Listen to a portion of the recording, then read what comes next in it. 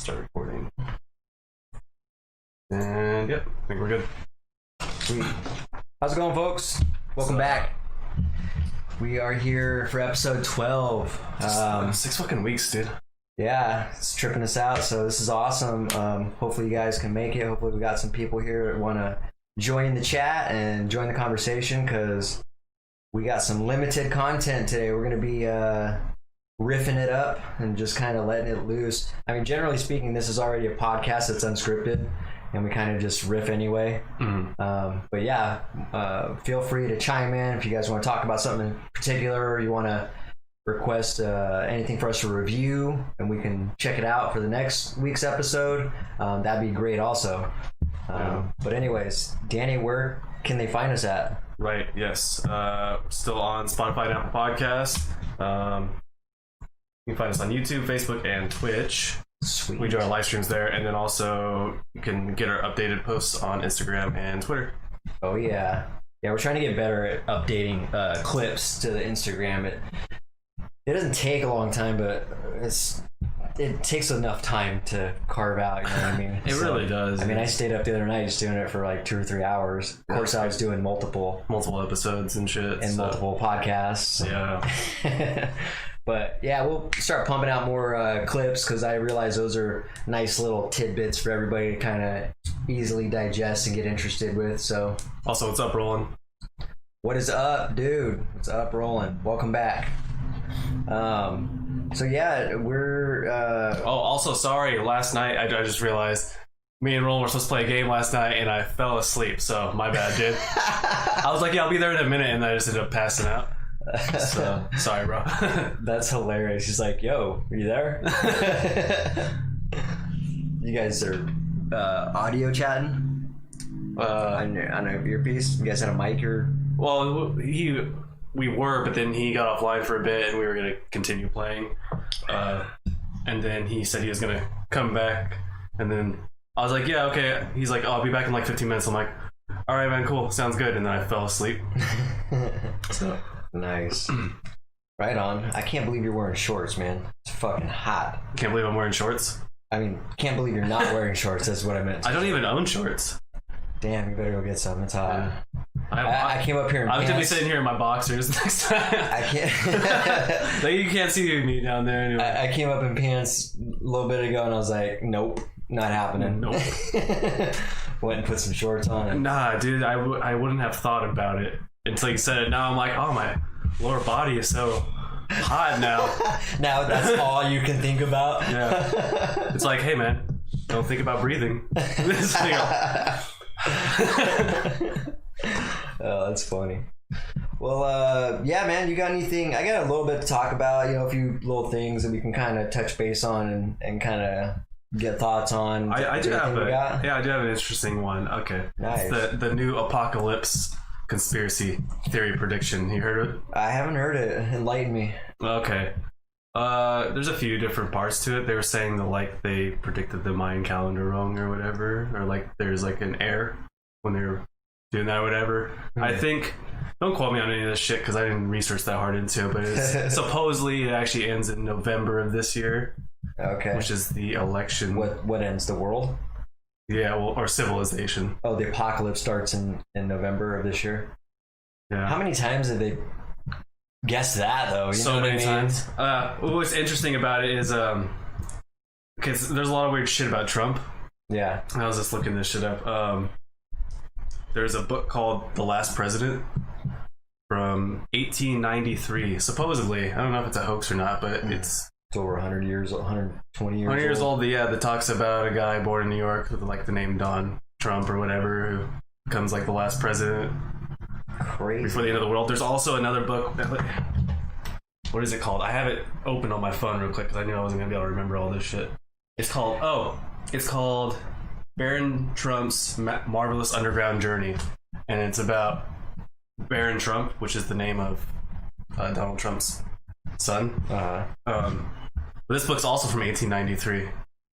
Crazy. So what did he predict? I don't know if you researched that much into it, but he predicted the president's name, the full name, first and last name, yeah, or just Don. Well, it's Don. Okay, so he predicted a president's name Don. Did he say a time frame? Because that's a really... Oh, that's a good question. That's what really gets me with predictions. Like when Nostradamus was making all these predictions and shit, it's like, how in the hell did they know the time on these things? That's the biggest thing. When they can line up a person or a place with a time frame, then it's like, holy shit. Yeah. So there's more to this. So the Barron Trump book talks. Obviously, both these books were made before they were alive. Yeah, they ever existed. Yeah. So, which is interesting. But yeah, that is crazy. the Barron Trump one says that he's like a time traveler or whatever, and it talks about like his mentor being Don, a dude named Don, and like he goes to the future and then he like goes through the apocalypse, and then like I think it's called his underground journey because they go to Russia and like hide out underground during the apocalypse or something. Crazy. Yeah, but also the interesting thing about the time traveling thing was you know about Nikola Tesla? I heard of him, yeah. Yeah, he was an inventor.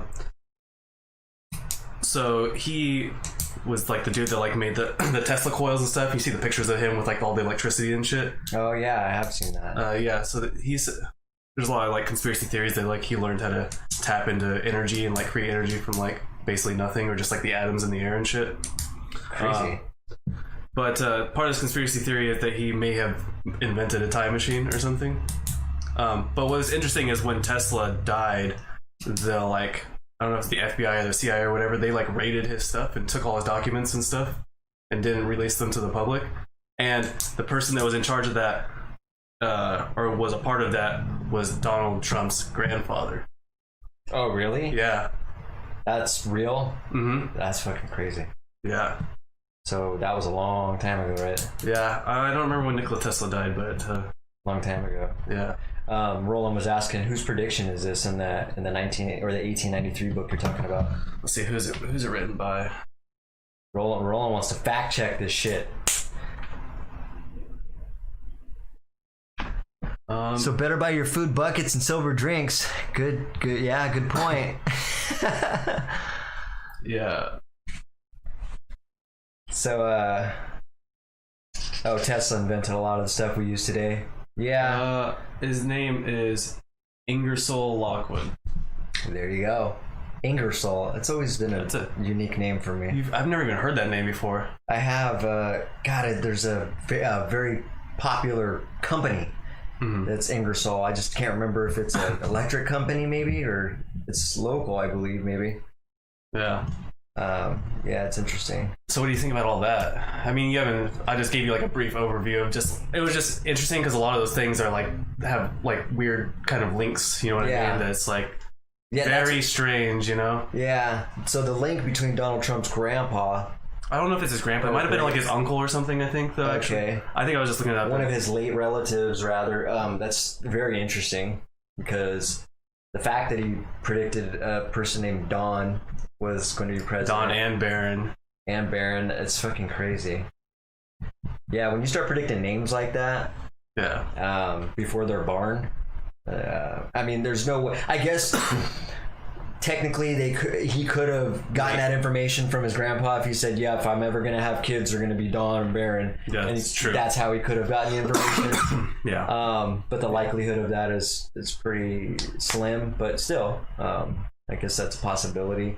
I'm always fascinated with predictions, though, and especially, like I said, if you get into a timeline on that, if they say, you know, this is going to happen around this time of years, within this year or that year, and then it happens, or if other things are happening that predicted with that as well, and then the time is really what gets me. Yeah. Now I can't remember if Nostradamus predicted some things that actually came true or not. I want to say he did. He did, but he also predicted some things that didn't come true. Right. Yeah. So I do know that, and that makes you wonder. It's like how. I mean, you heard of Edgar Cayce? Okay, Edgar Cayce was like a more modern day Nostradamus, but he was alive in like the 1900s, I think, or maybe like late 1800s, early 1900s. Somewhere around there. I don't know exactly when he died, but he made a bunch of predictions. But he was really known to. I'm gonna scoot over so I can read this. Okay. he was really known to like go into this like meditative state. It's basically like a trance, you know what I mean? He would lay down and then you would have people question him while he was in that state, and he would like answer their questions and predictions and shit. That shit's weird. Yeah, and so then he had a person basically just jotting down all the shit he said because he wouldn't really remember it when he woke up. You believe in that stuff? You believe in hypnotizing and stuff like that? Well, he wasn't really being hypnotized. I mean, if he was being hypnotized, he was hypnotizing himself, you know what I mean? Yeah, I'm just saying whatever was going on there and hypnotizing to me seems similar. Do you believe in either one of those? Yeah, I do. Right on. I do. I think that's fascinating to me. It's really fascinating, and I just think there's a lot more to the world than just what we see. I want to get hypnotized. You want to get hypnotized? Yeah, because I'm not a firm. I don't not believe it, but I don't believe it until it happens to me. Yeah. Have you seen Get Out? Nah. That's what I'll review it, but I mean we can both review. I've already seen it. Is it a documentary? No.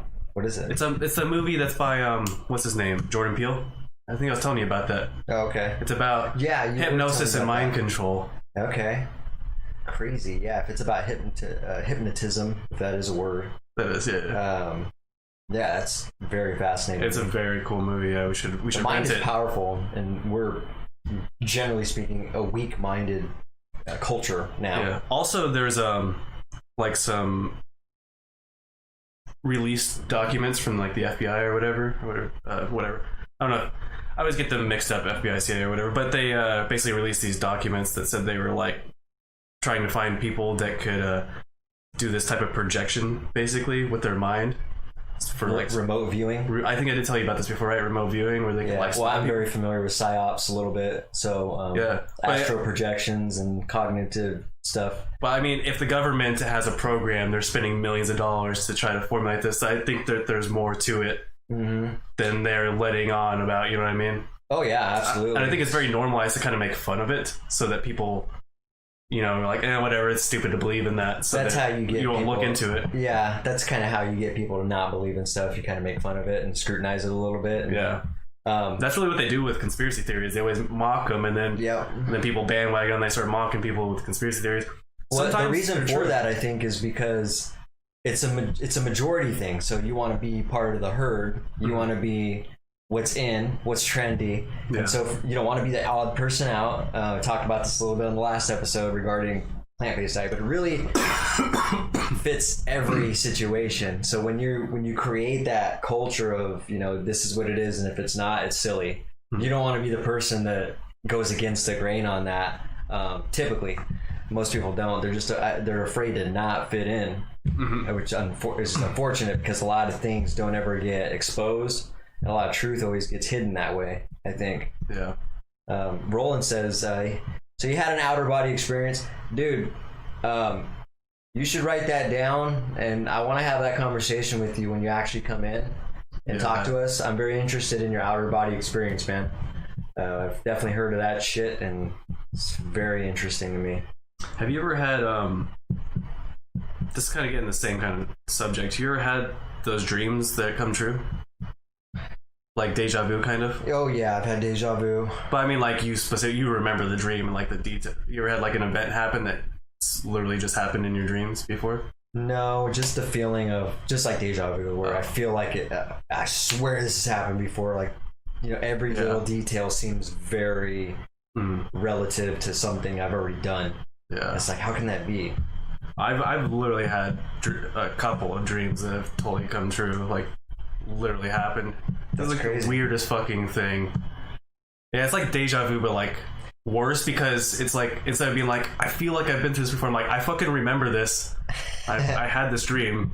What's weird is dreams are weird in so many regards. We talked about how you had the reoccurring dream, where you had a dream of something where it's a place or individuals in your dream, and then you kind of, you know, a month or years pass by and you have a dream again of the same people. Yeah, it's like, hey, you know, high-fiving. It's this familiarity thing going on. It's like you have a separate world going on in your head. We're talking about this a little bit, and maybe this actually exists. I wonder if those people are out there and they're having the same dreams. Yeah, you know what I mean? Like, we're meeting in our dream. Yeah. Maybe there's like a dream realm where you have a different like spirit.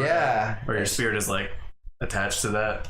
This shit's crazy. You don't even know you're friends with them. Maybe that's why like sometimes you latch on to people. You know what I mean? You get like the soulmate type thing. Could be.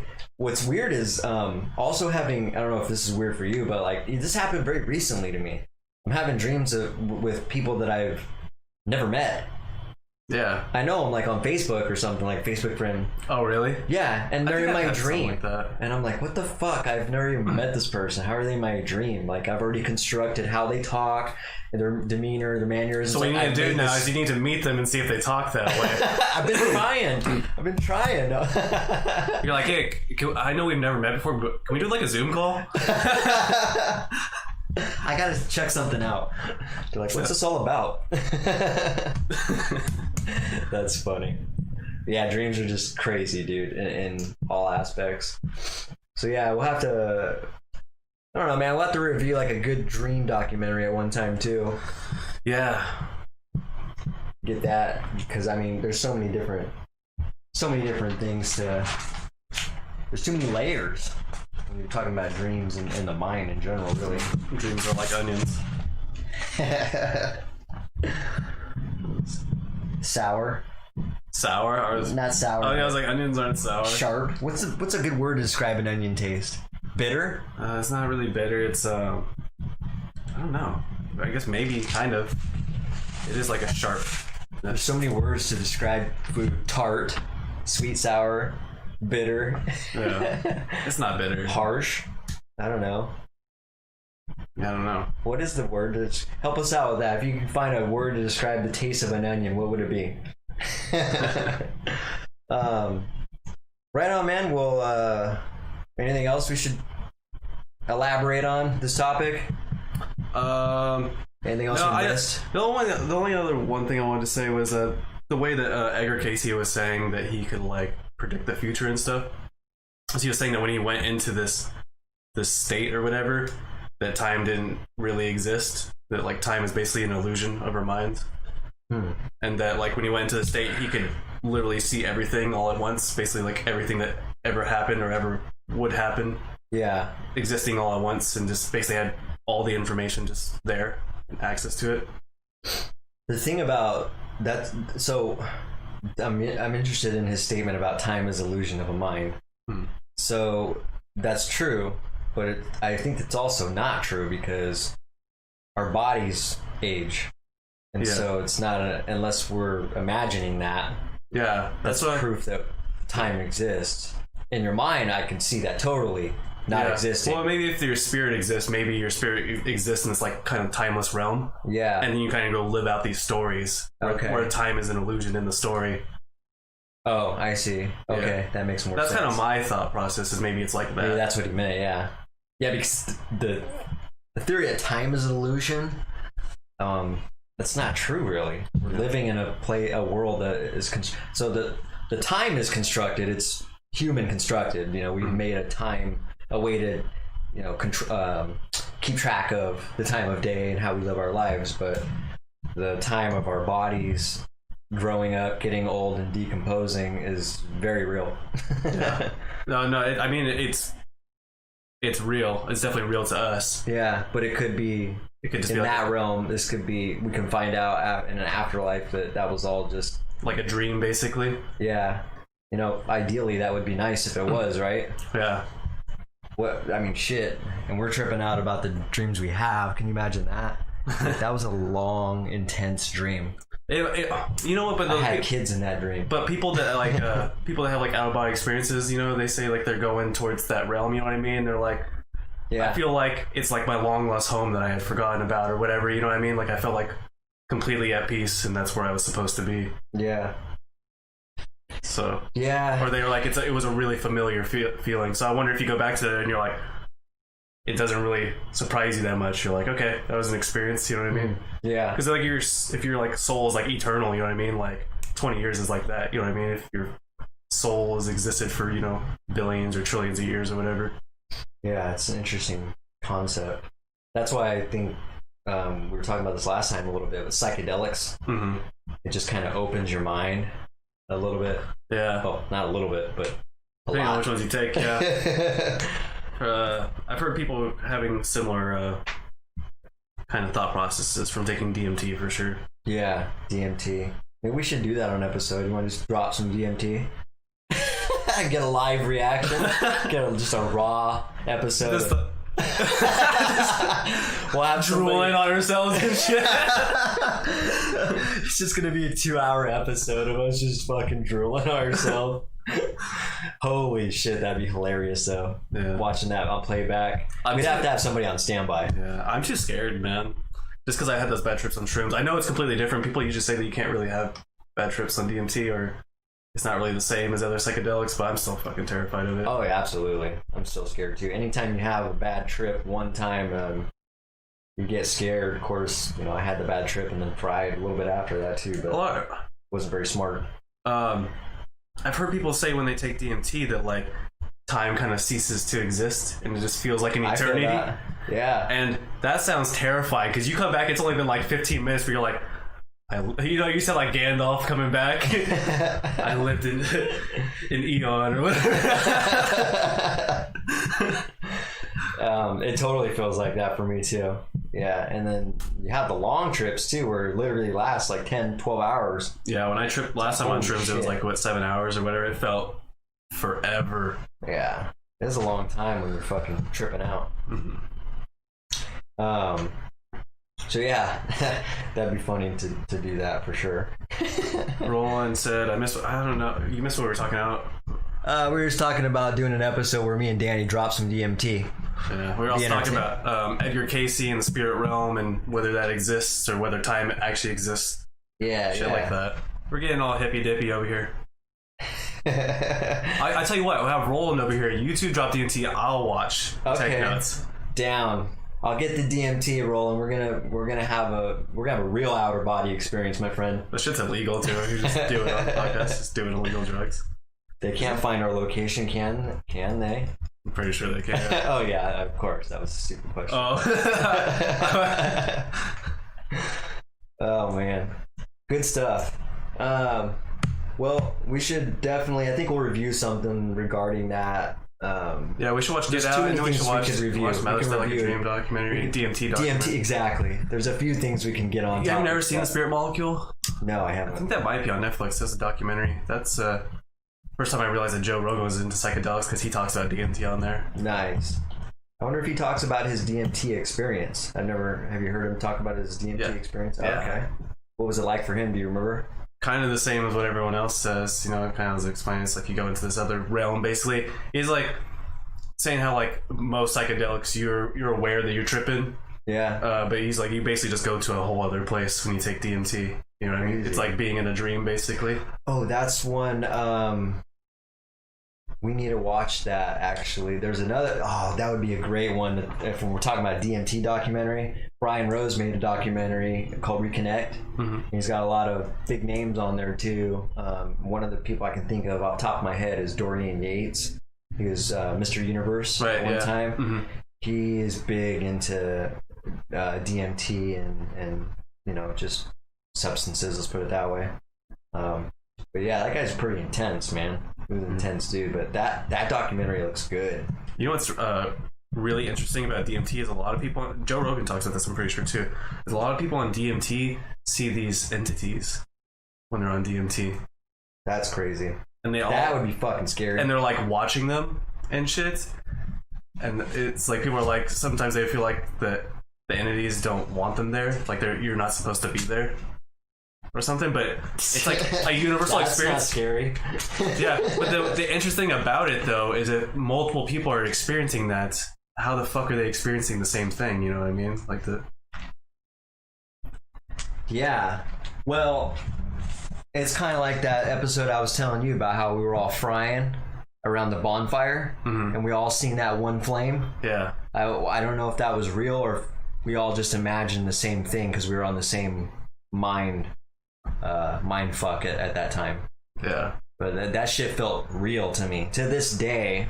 Well, the interesting thing, so if you guys didn't all see it, but you all imagined it, then that means what? Your brains are connected. God, in some weird way, dude. You know what I mean? Yeah. So, and I kind of believe in that. I kind of believe that we're more connected than we think we are. That's a crazy ass thing to think about right there. Yeah. because more than likely it did not happen. Because the way, I'm not kidding you, the way I described it, it's impossible. Mhm. I mean, to have a small flame, like if I had to guess, a radius of 4 or 5 inches just shoot up Yeah. 20 feet isolated out of a huge fire by Yeah. itself. We all just kind of sat there and had an orgasm while we watched it. I mean, it probably didn't happen. Mhm. I imagine. It's probably the same thing that happens when people see something like, I don't know, like Bigfoot or something.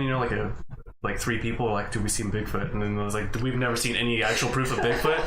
It's like maybe they all Those kind are of all DMT stories. not necessarily DMT, but like maybe they all kind of seen this kind of spiritual thing. You know what I mean? And their Okay. brains like all seeing the same thing. Nice. So I don't know. Welcome to the hippie episode of the Virus Podcast. Right. That's good stuff. Okay. Roland said, when we were talking about DMT, he said that's not an out of body experience, that's an outer galaxy experience. Yeah, for real. Even better.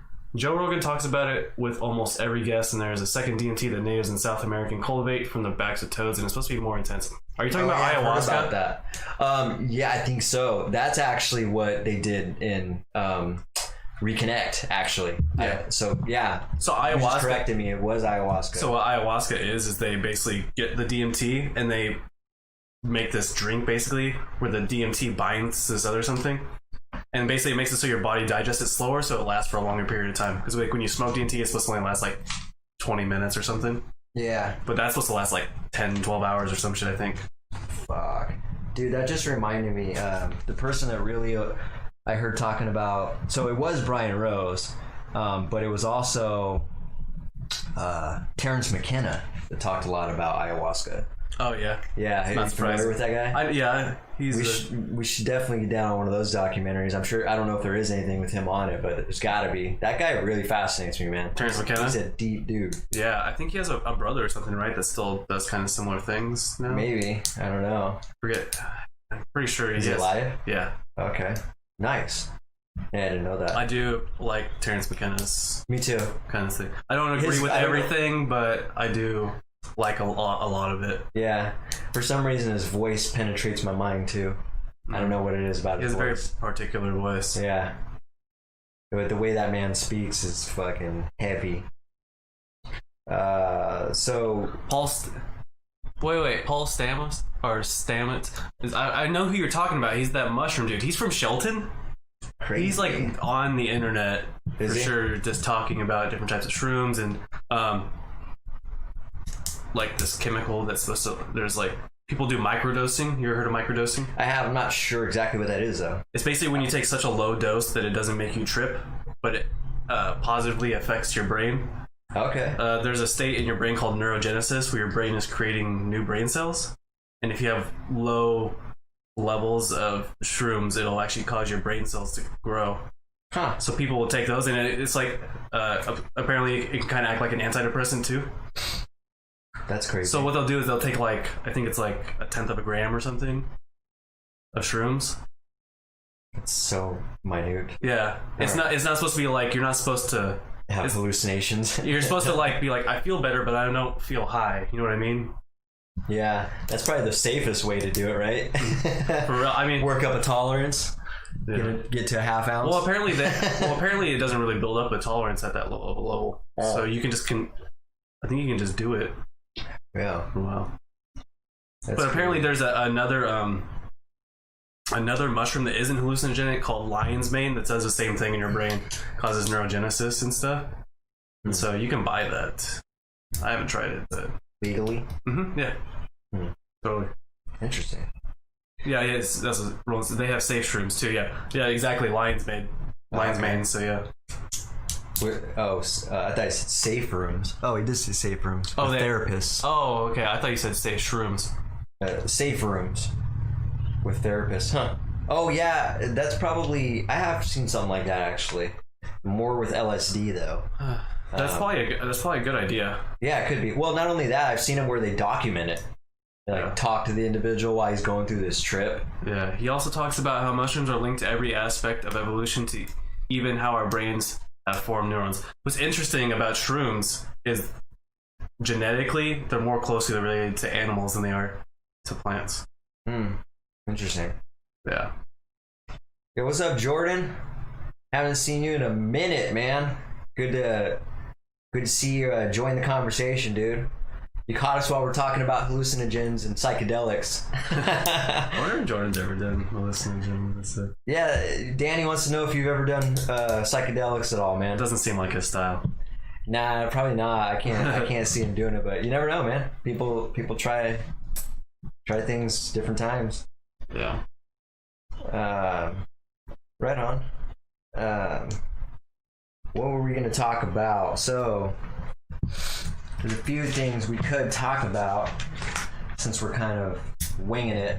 Mm-hmm. So I had this crazy thought. This is obviously just me, imagining. So a lot of times people have the bad experience with cops, especially if they're getting a ticket or something like that. And so, I don't know. First, let's start with that. Do you think more people have good experiences or bad experiences with cops in general? In general, overall, yeah. The whole population. Yeah. Do you think more people have a good experience with cops or bad, for whatever reason? I think more often it's kind of just whatever. You know what I mean? I think we're hearing the small amount of bad cases. We're not hearing all the average cases. You know what I mean? Yeah. You get pulled over, you get a ticket, the cop's like, all right, have a good day, and you're like, all right, bye. You know what I mean? Yeah. Happens all the time, you know? So. Well, even that could piss somebody off too, though. You know yeah, but I mean, that's not really a bad experience. I mean, maybe you don't like the fact that happened to you, but that's not like, I mean, that's what cops are supposed to do. So, you know? Yeah. Okay. Well, I guess better worded is, do you think more people dislike their personal experience with a cop rather than like it? Probably. I would say, yeah. Because even people like me, it's just like, I think a lot of people are just scared of cops. You know what I mean? Even if nothing bad happens to them, it's just a stressful situation. You know what I mean? Exactly. You think the image of them is more or less to shake us down for money or to serve and protect more? You think that image, people have that image of, which one do you think they have more an image of? I'm biased in this. I think because I still have the image of them being here to serve and protect. Oh. Have they ever served and protected you in any scenario? And have they ever, or the other side of it, gave you a bad experience as well? Never really given me a bad experience. I got thrown in the back of a cop car one time, but I would say that's a bad experience. It wasn't. But you liked it. Okay, so I was like a teenager, and I had run away as a teenager. You remember that? No, but okay. I had run away as a teenager, and my mom had reported me as a runaway. Okay. They never took me out of the system, so it was like at least 6 months later, or like a year later, or something. I was out skateboarding on the street with my friends. Did you go to Aberdeen? No. I feel like you ran away to Aberdeen one time. I didn't run away to Aberdeen. I got to Belfast. I tried running away to Aberdeen. Maybe that's what I'm thinking of. Yeah. Okay. I do remember it then. Yeah, but me and Tim were skating in the fucking street, Lake Limerick, and good old Lake Limerick. Yeah, and anyways, this cop stops and starts being like, "What you all doing?" You know what I mean? Anyways, he runs by. I guess you know what? Maybe it is a bad experience because why the fuck do you stop some kids and run their names? Like, what a fucking douchey thing to do, honestly. No, I think about it, it's like, dude, we're 14. Like, leave us alone. Like, just tell us to get off the fucking street, you know? Yeah. So, anyways, but he ran my name and I was still in the system. But I remember. So he was like, patted me down, and I had 3 pipes in my pocket and weed in my pocket. So like my pockets were like bulky, you know what I mean? He like patted me down. He had to have felt that and didn't actually like go through my pockets. So he was probably just like, I don't want to deal with that, you know what I mean? Yeah. But then, and then he threw me in the back of the cop car. Not like he didn't throw me. I'm just he put me in the back of the cop car, you know what I mean? Like gently, like, hey, get the cop in the car, you know what I mean? He didn't handcuff me or anything. Yeah. And I sat in the back, and then my friends and Tim's mom were like trying to defend me, you know what I mean? Yeah. But anyways, I had a cell phone, so I ended up calling my mom and giving the phone to him, and she's like, no, he's not a runaway anymore. And then he's like, all right, man, see you later. So that's funny. That's my experience getting put in the back of a cop car. Very interesting. Yeah, I've had a few good experiences with cops, but I've had more bad experiences. I think a lot of those bad experiences are kind of like what Roland's talking about. He says, every time he sees, this is an analogy you're talking about. Every time he sees a cop, gets nervous and he's not doing anything they have something already going on. He just says, yes, sir, and they leave him alone. I think that's... Obviously, the cops do some fucked up things to people that don't deserve it, but I think people need to understand that these people have fucking mental issues where they like the power. Yo, absolutely. And you need to stop testing them and being testy with them. Yeah. Like, I know legally you have the right, you know what I mean, to be like, you can't do that to me, blah, blah, blah, that's my right, but like, the dude is angry and has a gun. Like, just fucking chill the fuck out, you know what I mean? Just because the law says that doesn't mean people don't break the law, including police officers, so. I get really angry, like, seeing those videos of cops just, like, I'm of course you're seeing a lot of them now since the as soon as they get pulled over, the camera starts rolling, you know. It seems to, which is smart. I'm glad people are doing that. But it really pisses me off to see cops just slamming dudes around, escalating situations for no fucking reason. Yeah. And so I was like, immediately, I still have my split second imaginary anger moments where I'm like, man, I'd sure like to fucking punch him right in the lips.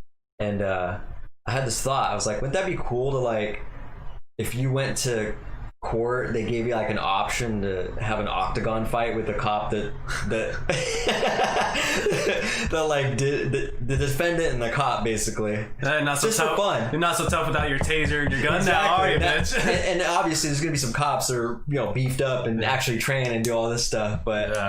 some of them are gonna have some competition. There's gonna be some dudes that they're picking on that they only can because they have weapons and they're in a position of power. So especially some of these big muscular black men, you would don't be want to be nice. fighting those dudes. I would get enjoyment out of seeing a cop in the octagon getting his ass handed to.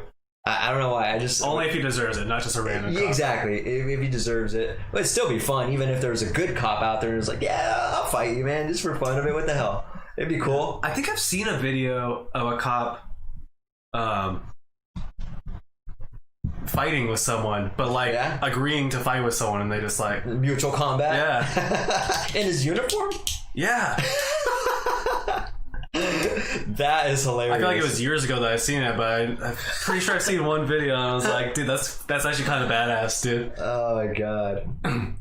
Yeah, I mean, I'm assuming he must have had a partner there. He must have been like, all right, take my gun. Yeah. They're probably talking shit. He's like, you know what? Fuck this, man. He might be like, because it is legal technically, but I don't think it's legal while you're. That's what I was gonna say. In uniform. I think those rules might apply differently to him. It's actually not legal in most places, but it is legal in Washington. Oh, really? Mutual combat is legal in Washington. I just assumed it was the U.S. I've seen someone talking about it recently. I don't remember who it was. I feel like it was on a podcast or something. Was it Joe Rogan? Yeah, Joe Rogan was talking about it. He's like, dude, in Washington State, it's legal to have mutual combat. He's like, that's fucking crazy, dude. He's like, what the fuck is wrong with them up there? Because he was talking about, like, dude, it's so easy to die if you like someone knocks you out and you like slam your head on the ground or some shit. So yeah, absolutely. It's like it's like Wild West out there and shit. You definitely take a risk when you're having a fight without gloves and shit, or without being in a cage, Yeah, I think if you're gonna do it, maybe do it in the grass. You know what I mean? If you're gonna have a mutual combat, do it in the grass or something. Don't do it in on the streets. In the urban setting, Yeah. Jumping around and tripping on shit and because or even like in the forest. You fight in the forest because there's a lot of soft stuff on the ground sometimes. So just find one of those locations and fight there. Yeah. If you're gonna do it. They should have stipulations with the mutual combat law. Like, you can have mutual combat, but it has to be in a grassy area. Yeah. You have to have like a pillow helmet. That would be hilarious. Like, hold on. You imagine the cops show up, two people trying to fight, instead of arresting them, they're like, all right, here's these helmets. Duke it out. That'd be awesome.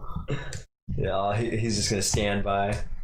So Roland was saying, he was talking about those cops that intimidated his girlfriend with his 6-month son and lied about it. You know what's interesting is it's so strange that they would do that to Amber, just because I feel like they don't do that as much to women, Yeah. Because it's really the cops. It's like most cops are men. I'm sure, I don't know the statistics, but I'm sure that more of them are men than women. But a lot of guys, even when they're aggressive, with the power thing. I mean, unless they're like really fucking I've assholes. seen those videos too, though, man. Oh, with Cops women? just manhandling women. Fuck yeah, Oh, dude. God. Punching them in the back of the head, even. That makes me more upset than almost Would anything. you like to fucking see one of those guys in the octagon? You know what I Not mean? with a woman. Not with a woman, no, but just getting. Round in two, that bitch. case, the boyfriend should step up. Yeah. And it's like every woman that gets beat, it's like, okay, we get Conor McGregor in here. I love. We're gonna fight Conor McGregor now. It just reminded me of Dan Pena's fucking. So Dan Pena, he has a seminar that you can buy into. Yeah, I don't know how often he does it. Once a year, twice a year. It's $20,000 to get in the seminar. He basically he has them ask a bunch of questions before they even come into the seminar. It's a week long. You live there, you go through all these classes, you end up boxing somebody. He puts everybody through an actual boxing course too. You box. You box. Yeah, you got to box somebody in there in a ring with gloves and a helmet. Yeah, no, it's meant to kind of get people to get out of to stop being scared and take risks and step up to things. That's a huge risk. Yeah. Learning how to box and boxing people, because remember we watched the Aaron Hernandez thing and just getting blows to the head causes brain damage. So Yeah, but what interests me even more about the questions that he had on there, he takes a percentage of, so if there's 20 people in the class, they just take a ratio as to how they answer each question. Well, some of the questions I can think of right now is, if someone called your wife a fat ass whore, slut, how many of you wouldn't do anything? How many of you would do something? Like, I think it was like 75%, or no, it was like 80 or 90% wouldn't do anything. And then asked, there's another question on there. If someone spit on your wife's face, what would you do? I think it said 75 or 80 percent of dudes wouldn't do anything. And oh, dude, he was just like, what the fuck has happened to you guys? And I always try to imagine myself. I'm like, someone spit on my fucking wife's face. Maybe I am one of the the minimal percent, because that would fucking piss me off. It takes a lot to piss me off, but I think that would get me there real quick. I think I would know, like thinking about it, that you shouldn't fight that person. Like, it's probably not gonna end well. But I think Sometimes you do things though when you're pissed. That's what I was you about to don't say. think about. That's what I was about to say, because I think I would get too pissed to even have that thought process. Yeah. You know what I mean? So, I mean, shit, dude. Oh yeah. I mean, when I was a kid, almost everybody I got into a fight with was bigger than me. So I got my ass kicked like twice that I can think of. yeah, I got my ass kicked once. R&B fan with the hat. What's up? How's it going? Oh, what's up, dude? Howdy. Tell me your country. Gone country. But yeah. New York City. Oh, dude, nice. Very cool. Very cool. Nice. Up in the NYC. I got some peeps over there I talked to over at Four Seasons Sunrooms. Maybe you've heard of them. But yeah, they're based out of Holbrook, and I talked to a few individuals over there. So Yeah, really in the epicenter. That's kind of scary, actually, to think about it. New York City has the most coronavirus cases. do they? Yeah. Now Yakima, of course, is. Well, I mean, in Washington State, yeah, not in the country. I wonder in the country who's up there. Well, Yakima's one of the top 3, I heard. In the state? In the U.S., I thought. No, No. New York had like 200,000 Oh, okay. cases or some shit, or something more than that. Yeah, I said top 3, meaning New York probably is first. Yeah, but there's other big cities like Okay. LA and like I don't know which other. Oh, nice. We're doing relatively okay here. Cool. That's good to. Nice, good. dude. Yeah. What? Let us know what. Oh, he's from Austin, Texas, dude. You kind of went from middle of the U.S. to the East Coast. That's kind of a good jump there. Yeah. I imagine things are much different over there as well, because yeah, the West Coast is. I don't know. We're all liberal over here. I don't think East Coast is liberal, is it? Yeah. Is it really? Yeah. Okay. Especially New York is really known as being a democratic state. Oh, I did not know that. Yeah. Right on. I think the North. Actually, I think most of the East Coast, except for like kind of the southern states like Georgia and shit, are democratic. So they're liberal. Nice. Except for like New Hampshire. New Hampshire is libertarian. I think it's like the only libertarian dominant state. Nice. Austin's liberal. NYC's a big mix of the spectrum. Nice. Right on, right on. Yeah, for some reason I just think of like Wall Street and all that shit over there, and I feel like Just Wall 'cause they're Street's capitalists. littered with Republicans. Yeah, Are they Republicans though? Because I don't know. I mean, This is all just speculation. yeah, they're just capitalists. I mean, you could be a Democratic capitalist. So Yeah. Nice. Well, it's good to get someone from across the East Coast on here, chat with us a little bit. Yeah, if you have anything you want to talk about in specific or any reviews you'd like us to do, man, we're here every Wednesday. We're here every Saturday at 7. So yeah, if you have something we want to review, we can definitely do that, and then follow up with it next week and touch base. We like doing shit like that. So hell yeah. So what's up with we can talk about the documentary that I watched last night, but Book of Secrets. yeah.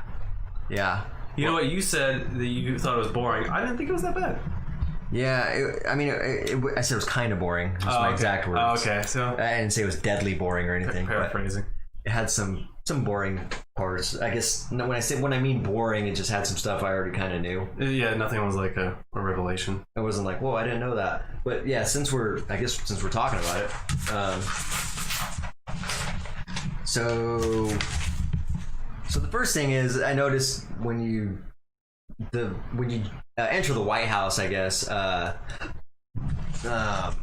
you're pretty much monitored every day of your life is monitored. Every hour of your life is monitored. Everything you come into contact with is monitored. All the food you eat is monitored. Like, does the president have any place where it's not monitored? Like, does the bathroom have cameras? that's a good question. Yeah. They don't really Is the Secret specify. Service watching like the president have sex? You know what I mean? Why would they need? Why would they need to see the bathroom or sex, even if that was true? You know what I mean? Well, maybe they need to make sure that like someone doesn't break in. It's a good question, though. Actually, I don't know if that's ever been asked yet. They have to like sign an agreement so you will never talk about this. What you see. Oh, okay. You know, I don't know. So yeah. R&B fans, he has a movie. His buddy made a movie that just got on HBO. Tahana? We don't have HBO though. Is it on anything else? If it's on HBO, it's on YouTube. Must be, right? Oh, I guess you could buy it on something too. Yeah, that'd be kind of cool though. Send us a link, maybe, dude. And if it's on YouTube or anything like that, that way we can check it out. We'll give it a review. We have no idea what it's about, so you can either tell us or it can be a complete surprise. Indie actioner, so it's like an action movie. Okay. And I really like indie movies, honestly. Sometimes I like indie movies more than I like mainstream blockbuster movies because they just have a certain character to them, you know? Yeah, So that's pretty cool. Yeah, I like different cultures, I guess, if you will. Mm-hmm. Movie making and stuff. So how do you feel about subtitles? Are you down on those? yeah, I don't mind them. But the story has to be good. You know what I mean? Yeah. If it's an action movie, I guess with subtitles, probably not too much because like a lot of. You know, I think is on that note also, it just has to have a good storyline. But I'm just starting to like action movies less and less the older I get. Okay. Yeah, I care more about the story. You know what I mean? Yeah. It's like- Well, so if there's a good storyline, you're into the action movie then, right? Yeah, but I want the story to be the main point and the action to maybe help feed the story. I don't want it to be an action-based movie where they just tacked on a storyline and it just feels, you know, like they just put it on secondary because they want to make an action movie. You know what I mean? I mean, I guess every once in a What while. if there's a good storyline? It's just they can't give it to you all at once. It's just the way it's structured. You got to get it in pieces until it's the type of movie that at the end comes together. It's like, oh, you like those kind of movies? Yeah, that's fine. Yeah, me too. I want the story to feel like that's the reason the movie was made, was to tell a story. That's a better way. Not to just have an action movie just for the sake of having an action movie. Although I will say some movies like Machete, Yeah, like that was pretty some good. of those are just kind of because they're just kind of fun. You're like, Yeah. all right, you know what I mean? That's exactly what it was. Yeah. But like the serious action movies that don't have much of a story to them, I'm like, Oh, that's cool. Roland says the first 3 Lord of the Rings will be playing at the Shelton Drive-In Theater. That's pretty cool. it's not too far away. That's like So we're talking, 8-9 hours, extended version. 17th through the 20th. So maybe it's on different days. Yeah. If it's the extended version, we're talking, 10 plus hours there, 3 days. I just Can you imagine that? Just going to the drive-in 3 days in a row, like, we're going for 2 towers next. I don't do that bad. Extended? Nice. Oh, nice. Damn, dude, that's a fucking commitment. Dude, I want to watch those again, man. Fucking fun. Fly, you fools. I've been seeing cool little so I buy a lot of canvas and like the pictures we got here. Some of these are from Iconic, some of them are from Canvas Cultures, and there's another company I get stuff from called Displate, which is basically metal pictures. And Displate actually has a huge variety of I noticed they do a lot of movie art, and they showed a couple different Lord of the Rings art pieces, which were really fascinating. Not rip-offs of the scene, a movie scene, just creative new creations. That's cool. Like show Gandalf coming up in his, what do you call it? The carriage with the donkeys or something up in the Shire, like in the Fellowship. Yeah. See, that's the type of stuff I want to do too. Is I want to be able to get good enough art where I can just kind of make up my own scenes. Yeah. That's pretty cool. For sure. What were we talking about? So we were talking about the American Book of Secrets, the White House episode. I don't think I actually titled it, but that's what it is. The documentary's on Netflix called America's Book of Secrets. White House is the episode we're reviewing. So yeah, they're monitored all the fucking time, food. And one thing that really fascinated me was the radiation test they had on that. Yeah. So that's pretty high tech. That's like taking it to the next level. Mm-hmm. And then that chick was talking about how she had she knew about it because she was given a tour, and the Secret Service in there got, a notification that there was indication of radiation levels. So they just locked down all the rooms and contained them for a second until they found out where it was coming from, what was going on. Mm-hmm. Turns out a guy in there was going through radiation treatment, and that's what it was. But it's still interesting that they know that quick, just boom, boom, boom. You're not going anywhere. We got to figure out what's going on. That made me realize, though, is if you go through radiation therapy, if you're around someone that goes on the radiation therapy, they're fucking radioactive. I know, that's crazy. Isn't that crazy? And so that stuff is dangerous in proximity, ain't it? Yeah. So I feel like you have an obligation to tell somebody about that if you're going through that. Interestingly enough about that is that basically what they're doing, the radiation therapy, is they're basically fighting fire with fire. They're trying to fight cancer cells. The radiation therapy is killing the cells, but it's also killing the other cells. That's why people on radiation therapy get really sick and their hair falls out and shit. Yeah. But it's basically like they're weakening themselves they're like trying to kill the cancer cells, but it's also weakening the rest of their body. They're trying to basically kill the cancer before it kills them. You know what I mean? That's crazy. Yeah, it's an interesting concept. You can't. Oh, okay. You can't hug the person also because you can get radiation sickness. If you hug someone that's on radiation therapy, you can get radiation sickness. Yeah, that's kind of what I was wondering. Is and that can't be true. We'll have to look into it. You imagine dying of cancer and be like, I can't hug you. It's like, I guess I'm gonna die forever. He said a coworker's boyfriend was going through it. Crazy. How long does that last for? I don't think it lasts like... Yeah, I wonder what radiation sickness looks like. They don't do it every day, so maybe it's like for like a day or something. It's like, hey, don't hug me for a day or whatever.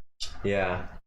And again, I think you should have, they should give you a list of things. They probably do, I imagine. You have to get like a shirt that just has a radioactive symbol on it. Nice shirt, by the way. I just noticed your shirt is a labyrinth. Yeah, I got this from Michaela and Brandon, her husband. Oh, nice, dude. For Christmas, yeah. Dude, Malia would love that shirt. Yeah, dude. Don't tell Malia I've only seen it one time and I don't really remember it. So. Oh, really? Yeah. Well, you have to show her that shirt. She'll get a kick out of that, man. Yeah. I mean, she's seen me wearing it earlier, or maybe she didn't notice. She probably didn't notice. Yeah. That's funny. She likes that movie, right? Like a lot. Yeah, she likes that movie a lot. She likes a lot of the older. I mean, they're just great, dude. I believe it's Jim Henson, right? I think so. Don't quote me, but if it's not, it was Jim Henson type esque movies, so she likes that type of stuff. We watched Dark Crystal, and she loved that. Oh, okay, yeah. And there's a few other things we watched that were Jim Henson too that she liked. I can't think of it right now, but she just likes all those old kid movies. I introduced her to a lot of them, like Never Ending Story. Yeah, there's a few I haven't got her to watch it, which reminded me. Flight of the Navigator was one I wanted her to see. She'd get a kick out of that. I don't know if I've seen that. It's about the kid that had the spaceship with the little alien on there. Oh, okay. And the spaceship talked to him. He would always say compliance. Oh, I don't think I know. This it. big silver spaceship. Yeah. If you've seen it, you would totally recognize it. You're like, oh my god, I forgot about this movie. Oh, okay. Yeah. You know, it's like those 80s movies. I don't feel like I can really watch them that much anymore. Maybe I'm just being... Now... They're getting so dated now, you know what I mean? Yeah. They're 40 years old. Cheesy now. Yeah. I only enjoy watching them because I introduced them to my daughter, and it just reminds me of when I was a kid, so it's nostalgic, and then I know she'll get a kick at it. Because when you're a kid...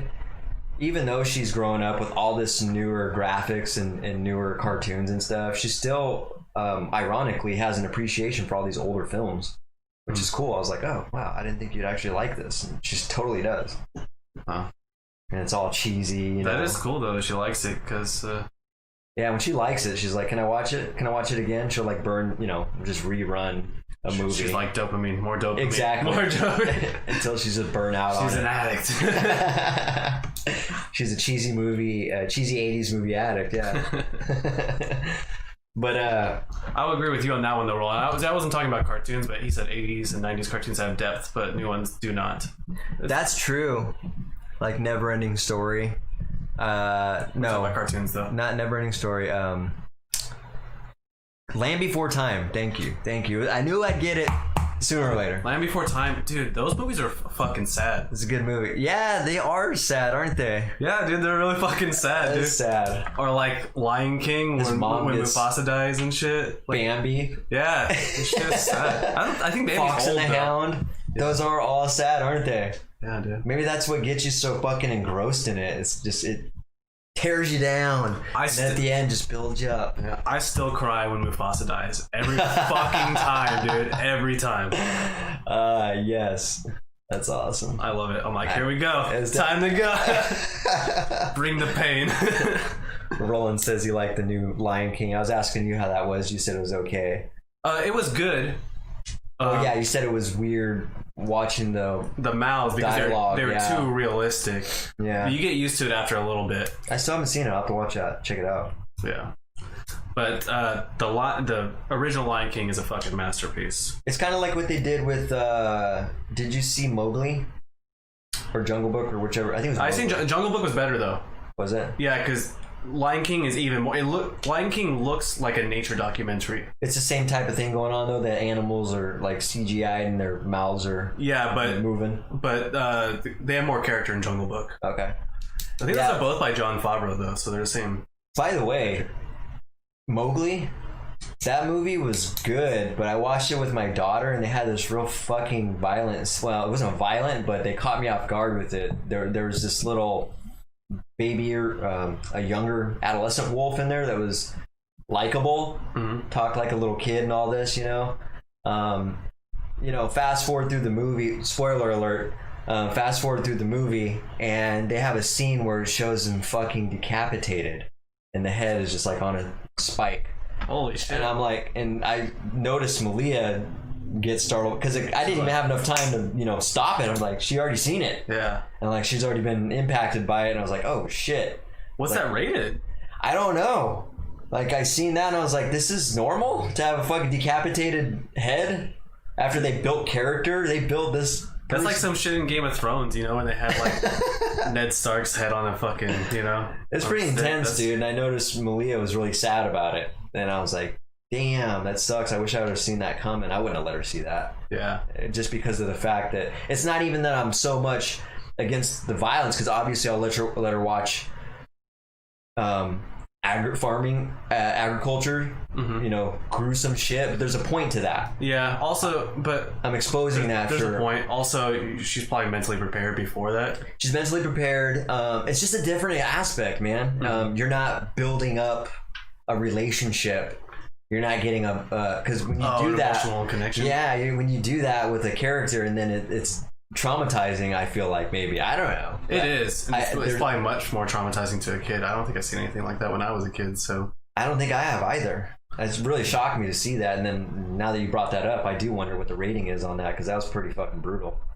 I think that'd be like at least PG-13. I would say if it's, you know what I mean. Yeah.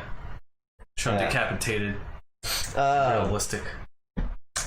So yeah, back to the White House thing. We're so bad at we keep going to talking about movies, dude. What the fuck? This should have been a movie review. Oh, what was what? We're talking about Mowgli, the movie. I think it's like a Jungle Book spinoff, basically. Yeah. But yeah, there's a scene in there where this little younger adolescent wolf is decapitated. They don't show him getting decapitated. They just pan over to him having his head on a spike or some kind of trophy where his head's cut off, and it's very apparent.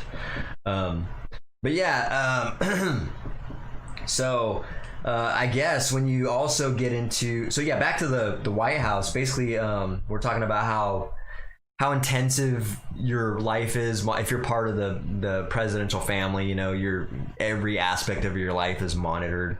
All the food and stuff. You know, if they someone gives you food, 9 times out of 10, that stuff's thrown away. Unless it's like they were saying unless it's like a real close, very close, yeah, person that's doing that. They just run a risk of someone trying to poison you. Exactly. Also Your target. Yeah, and they have the bulletproof glass on everything. Yeah, isn't that crazy? Yeah, that was one of my points right here. I was like, dude, that's honestly, being a president is a scary fucking job, dude. Oh yeah, absolutely. That interests me too because I'm a builder, and so I was interested in the level 7 building aspects they were talking about with the floor. And they did that to the walls, the ceiling, and the floor, dude. Mm-hmm. That like 7-inch thick, layers of armor-piercing material. Yeah. Can you imagine that? Your house being built out, every part of it armor-piercing. Yeah, it's pretty crazy that people still go and try to shoot up the White House and shit. Like today, still not like today, you know what I mean? But like in modern times. Yeah, there was an incident. It's funny you say that. There's a few of them, but I guess November 11th, 2011, dude named Oscar from Idaho, he fired a fucking assault rifle in a drive-by. Just drive by the White House. White House drive-by? And they showed bullets like hitting the window and hitting the concrete and all these parts. And like, yeah, I mean, if it wasn't for that reinforced construction, it easily could have hurt somebody. Honestly, the scariest thing is sometimes the presidents do walk along the lawn and shit outside. Yeah. That's when they're most...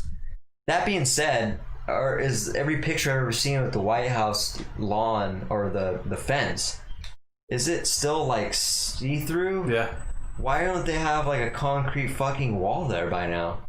They're doing all these precautionaries, but the first line of defense is vulnerable. Someone will get shot eventually. Maybe not a president, but like an agent or something will get shot through there, and they'll be like, "All right, we gotta cut out." Yeah, exactly. It's gonna take something to happen. But it's so weird. They have it. They're going through all this money, and it's weird that ringing. You hear that? Yeah.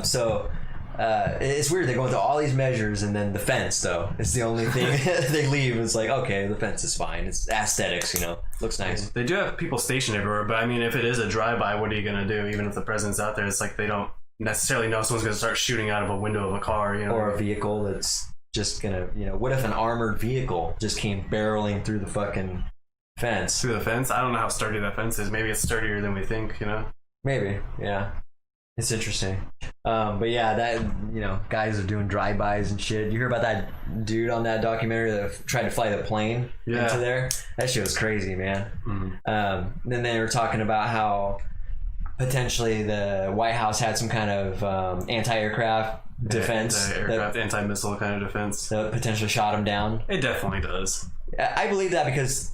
How could that guy was ex-military veteran? Obviously, he knew how to fly a plane, or he wouldn't have stole a plane and flew it. Mm-hmm. For him to miss a big ass target is highly unlikely. Speaking of which, I was thinking about that. White House is fucking huge, dude. Yeah, and he landed like 10-20 feet away from the White House. Like, how did he miss that? Shot him down as they seen him coming. They're like, nope. Yeah. What's funny is they denied that they had any anti-aircraft defense. Is that just because they don't want to expose their secrets to the enemy. I guess I don't know why that matters though. Yeah, I would, Because I would think you'd let people know, like, you know, I think you don't have a chance if you come in here. Yeah. Also, I think that other governments would already assume that we have that. So Yeah. I think that it wouldn't even be a surprise if, you know, we were just like, oh yeah, by the way, if you try to bring an aircraft, we're just gonna shoot it down. So Don't try. Yeah, it's gonna eliminate the amount of just the waste, don't waste possibilities your of time. happening. Yeah. It's the what ifs to get people getting ballsy, getting brazen. I think I'd be too paranoid to be president. I'm just thinking about like the food and stuff. You know what I mean? It's just like every time you're drinking or eating something, you're like, is this poisoned? You know? Yeah, it would be nerve wracking, dude. That's why you see the like pictures of presidents at before and after they're in term. They usually start out, they look way older than they should. Yeah. After their terms. It's I all wonder- the stress. I wonder what it's like for the president after he's done serving his term. It probably doesn't go away much. No. You know what I mean? You know, I think I watched something You're still on a that before. target. Yeah, you're still a target, and so they end up having Secret Service that basically follows them Really? everywhere. You know, it's basically the same thing. That's except your for they life. That's your life. That's Yeah. crazy.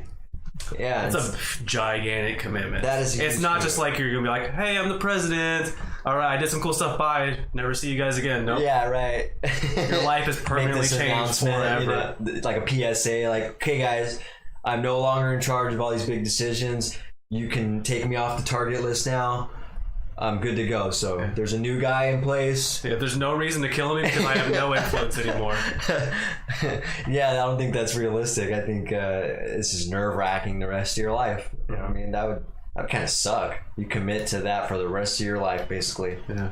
You know that presidents aren't allowed to drive? I didn't know that. Yes. Forever, ever? What do you mean? They're not allowed while they're in usually office? driven around, yeah. Like they can't? I guess what if they were like, I want to drive this car? You know what? Maybe I'm quoting that wrong. I feel like they're not supposed to or something, but they did that. I could see that being a thing, but if they like made it a Did you thing see where the, can't, that's silly. But now that you say that, I haven't seen any president driving. No. As all the presidents I can imagine, way back in time, I've never seen one behind the driver's seat. I know they used to. Oh, I take that back. They showed Nixon. I was saying Nixon totally used to drive around. They showed Nixon driving around. Yep. It must be pretty cool though for the president to have his own plane. Well, Because I'm already terrified of planes, but if you know that they have like the utmost security for your plane, they're making sure all the maintenance is done, that shit is running perfectly. You know what I mean? yeah. That'd be pretty relaxing for me. It's like, dude, I have the best pilot in the fucking country. Yeah. You know what I mean? I have the best people maintaining this thing. You know, I feel a lot. That being said, too, you gotta. You are a target though. That's a nerve-wracking situation too. The people that are around you gotta have trust for everybody that around too. you. Yeah. You know, Mhm. That's crazy. There's so many factors to take in. You know, like the food, the people around you. You know, your residents. Like all these things you're just fucking nervous about. Yeah, you gotta worry every time you're in public or you're outside of anything that's not anywhere where you're exposed and you don't have some form of cover or armor, you know what I mean? Like Yeah. bulletproof glass or anything, because you're literally just out in the open target if anyone wants to do anything. So those people that party they were talking about, that was kind of interesting. Did you see that part? Yeah, those where people infiltrated. They crashed the party basically. Crashed the party. It's funny they say crash the party, but when I hear that term, it means like they ruined the party. Yeah, But they were all having a good time. Yeah, well, I know it's like an improper term. I was like, just gonna say, but that's not really. That's actually the definition of it. That's like, but ruining a party. no, crashing a party just means you show up to a party. Oh, not show up unannounced. Yeah. Oh, okay. This is Interesting. Crash. Oh, yeah, you're right. Okay. That's why I remember Wedding Crashers. It wasn't them ruining weddings. It was them going to weddings they weren't supposed to be and picking up chicks. That's hilarious. But yeah, those people just kind of what was it? The Salehis. Yeah. That guy and that girl kind of just worked their way in. They're all innocent too. They weren't up to anything. They're just like, we want to go to the White House and go to this dinner. And they just did it. Just met a bunch of famous people, a bunch of big names, and They're like, got we away with look it. the part. Let's just dress up and go.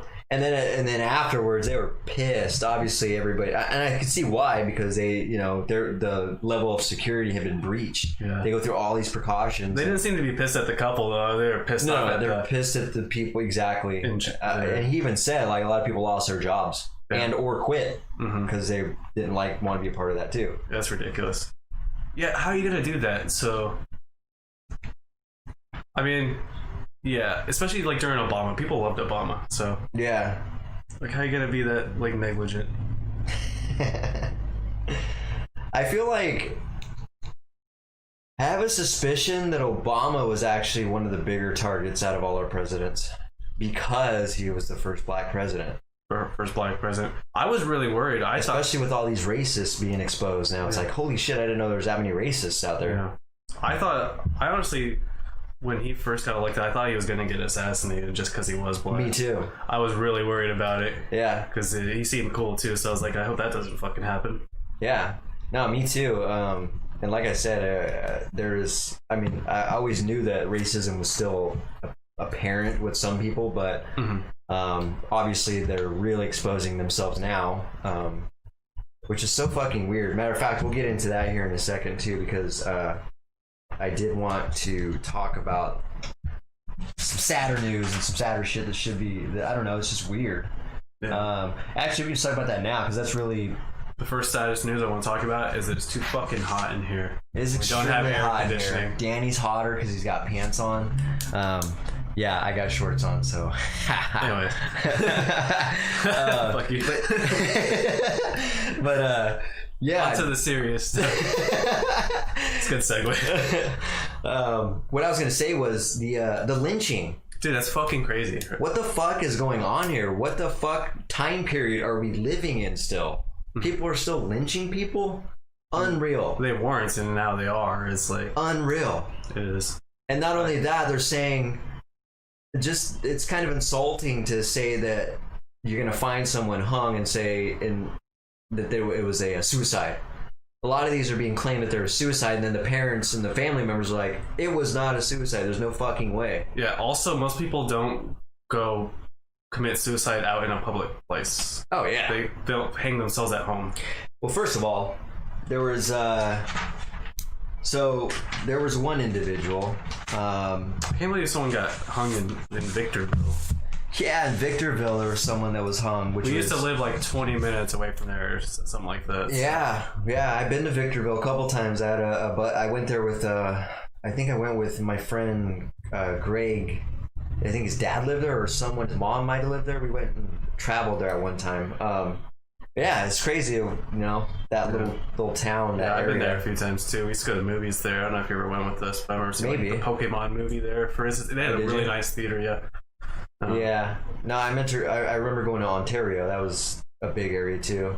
But yeah, the lynching is crazy, and then more specifically, so there's a documentary. I actually would like to review this soon, so we can actually get our thoughts on this.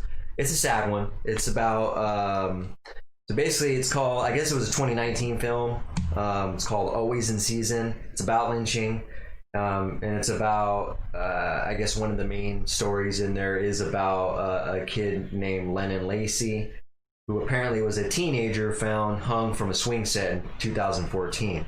Now, Jesus. I hope to God that was not considered a suicide. If it is, we got some real fucking ignorant people out there that are saying that. Yeah. So it's that's almost pretty fucking It doesn't seem evil. Ignorant to me when people say, oh, it was a suicide for these lynchings. It feels purposely malicious. Like they're purposely trying to hide the fact that people are lynching people. Yeah. Or they're protecting somebody even. Yeah, or they're protecting their cause. You know what I mean? Like they actually... Yeah. Yeah, I have a suspicion that that's very well could be what's going on. But it's extremely sad, man, to know that was just, 6 years ago, man. Like, we're hanging kids because of their ethnicity from a fucking playground set. That's just pure evil. That's just pure fucking evil. There's no way to describe that. And so, yeah, I wasn't kidding when I said it was sad. Like, that's fucking sad.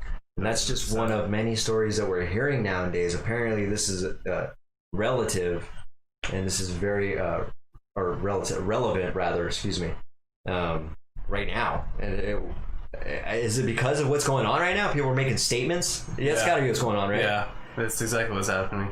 Jesus. Yeah, it makes me scared. I'm really just disappointed in the people of this country, honestly. Yeah. Like, particularly with those people, absolutely. Yeah. It's just, yeah. The more this goes on, the more I'm like, maybe I should just go study in Canada. You know? Yeah, I don't blame you. It's funny, people say that too. They're just like, fuck this place, I'm out of here.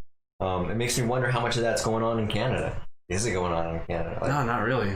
Yeah, I haven't heard anything, but again, we don't get all the news either. Yeah, but I mean, we just have a fucked up culture here, honestly. We do, absolutely. The culture in America is bad. It's this no other way to say it. It's just not good. And I mean, there's good parts about it. I mean, it's not all bad, but when there's bad stuff, it's bad. The bad stuff is outweighing the good stuff at this point. Yeah, absolutely. The pendulum is leaning towards one side. Mm. But yeah, the lynching is very depressing. I don't know what else to say about that except it's just fucking evil, and I wish it would stop. I just don't know how you can get through to somebody who has that much evil in their heart to convert. You know what I mean? Like when they're that far in their life, if they're 20s, 30s, and they've been operating that way their whole life, it's probably not likely that they're gonna convert their ideals. Yeah, it's pretty hard because people get very solidified in their brain, set in their ways, I like to say. Mm-hmm. It's harder to change people's minds. Like even scientifically, like the older you get, the harder it is to get someone to change their viewpoint. Yeah, that's why I really admire older individuals who have an open mindset, because it just goes to show their character. You got two types of old people. You got the one older. I want to use a dude for an example right now because it seems like the old grumpy men. Yeah. They get really grumpy and aggro and real short and blunt and offensive. And the older they get, you got that type of old man. And then the other old man that's like, yeah, you know, hey, I can learn till I die. There's things I'm willing to keep learning. Yeah. And so I really admire that shit in an old person. That's how I plan to be all the way until I die. Yeah. I always explain that to Malia too. I'm really surprised when like bitter old men are still alive because it feels like the more toxic you are, it's like a lot of those people don't live that old. Most of the old people are usually really nice. So yeah. I feel like you have to.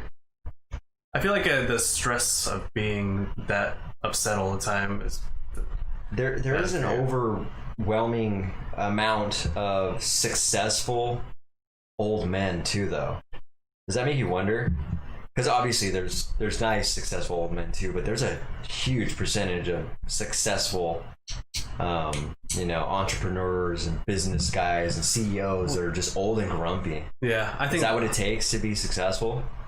I know sometimes there's an aspect of that where you got to kind of use that, but all the time, every day of your life. Yeah, well, I think it is that a lot of them have they have the brain to really be that type of person, and then they get enough wealth, and then they can basically pay for whatever medicine they want. You know what I mean? To basically live as long as they want. Not as long as they want, but you know what I mean. Live a long life. Yeah.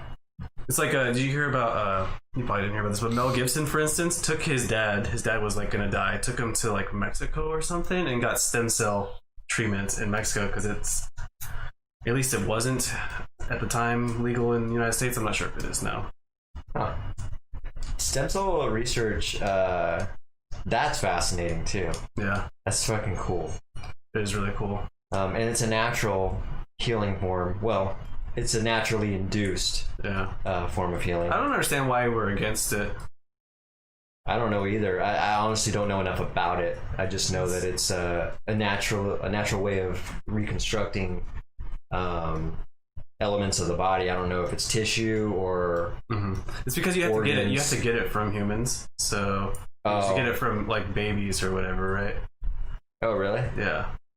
But is it a detrimental amount? Does it cause No, you have to get it from like dead. Oh, okay. Then I see no harm in that. Yeah.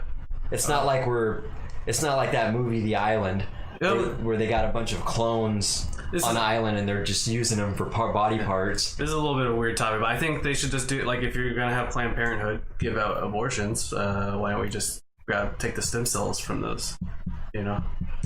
From what? The abortions. Oh, I mean, might as well, I guess. It's yeah, it's kind of like we were talking about, the analogy I'll use for that is kind of like when we're talking about the leather clothing. It's like, you're gonna throw it away now? It's like, no, the animal's already dead. I don't want that to be in vain now. Yeah, I mean, you already aborted the baby, so exactly. What's gonna hurt to take the stem cells? No. Yeah, no, they should give that option. I agree, actually. It's definitely a weird topic. It is weird. I don't even like the topic. But I like stem cell, like the technology. Me too. Yeah, we'll have to I need to research a little bit more. We should do some more research on that. Because it is fascinating. And if it is what I think it is, we definitely should be on board with that a little bit more. As long as there isn't like a black market where they're like murdering babies for stem cells. Yeah, then obviously we're against that. Like, never mind, fuck stem cell. Because that's why I feel like what could happen potentially. Because you know how people are. They're like, oh, we can make money from this. Let's Oh yeah, once that money gets involved, right? And you get people start acting funny. Yeah. God, yeah. We were just talking. Me and Malia were just talking about that. I heard you talking to her about something. So. Veganism. Oh, okay. And agriculture. Right. How money gets involved. Oh yeah, you guys were watching that video yesterday or something, right? Yeah, we were gonna review Bite Size Vegan. That's who she was into. She was doing Bite Size. Oh, Bite Size Vegan made that video for kids, though, huh? Yeah, she did a whole series for kids. Okay, that's cool. She does a ton of stuff. But are they animated? No. Oh, okay. No, she just breaks it down and for kids to understand it. She should have had them animated, like that would have been animated cool. with commentary. Yeah, that would have been cool too. The other thing. Oh, so yeah, that documentary, Always in Season. We're gonna have to check it out. If you want to check it out, let me know your thoughts on it. It's pretty violent and disturbing shit. So just a heads up on that. I haven't seen it. It's just what I heard, and I can imagine it is if it's talking about lynching. What's up with the shit with NASCAR and Confederate flags? Have you heard any of this? Neither have I. I just heard a couple things of it, actually. NASCAR is displaying Confederate flags somewhere at their events, I guess. And so there's kind of a... I mean, maybe some of the racers are, right? Oh, maybe, yeah. I don't think NASCAR as an organization... Well, they're targeting NASCAR for it, though. Yeah, well, I mean, because probably NASCAR doesn't have any regulations behind that type of thing, right? So they're the gatekeeper of it, so yeah, they're going to be targeted for it if they're allowing it, you know? Yeah. But yeah, apparently that's a thing. They're and correct me if I'm wrong, but that's just what I heard. I was curious if anybody heard about that. If you heard about that? The only, or is it? I think he's the only black NASCAR driver. They like found a noose near his car, or like wherever's. Nah. Yeah. Are you talking about the guy that was in the Game Changers documentary? I forgot his name. I don't think so. Guy that's vegan. I don't know if he's vegan. There's a black NASCAR driver. Oh no, he's a Formula One driver. Never mind. I forgot his name though.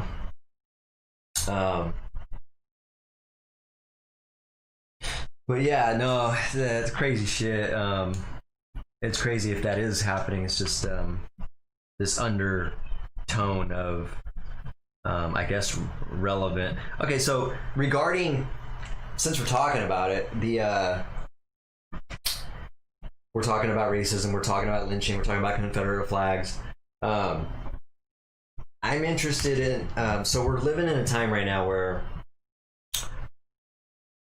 people are, there's a lot of offensive shit out there, and people are kind of on alert with this offensive shit. Is there a point where people are reaching for offensive shit? Mm-hmm. I wonder where that point is and how to find that out, though. You know what I mean? When does it become, like, okay, this is actually relevant, or when does it turn into like a person that's just a victim waiting to happen and looking for things and reaching and fishing? It's there's perfectly justifiable things to be upset about right now. Absolutely. But there are some snowflakes out there, that get upset about everything.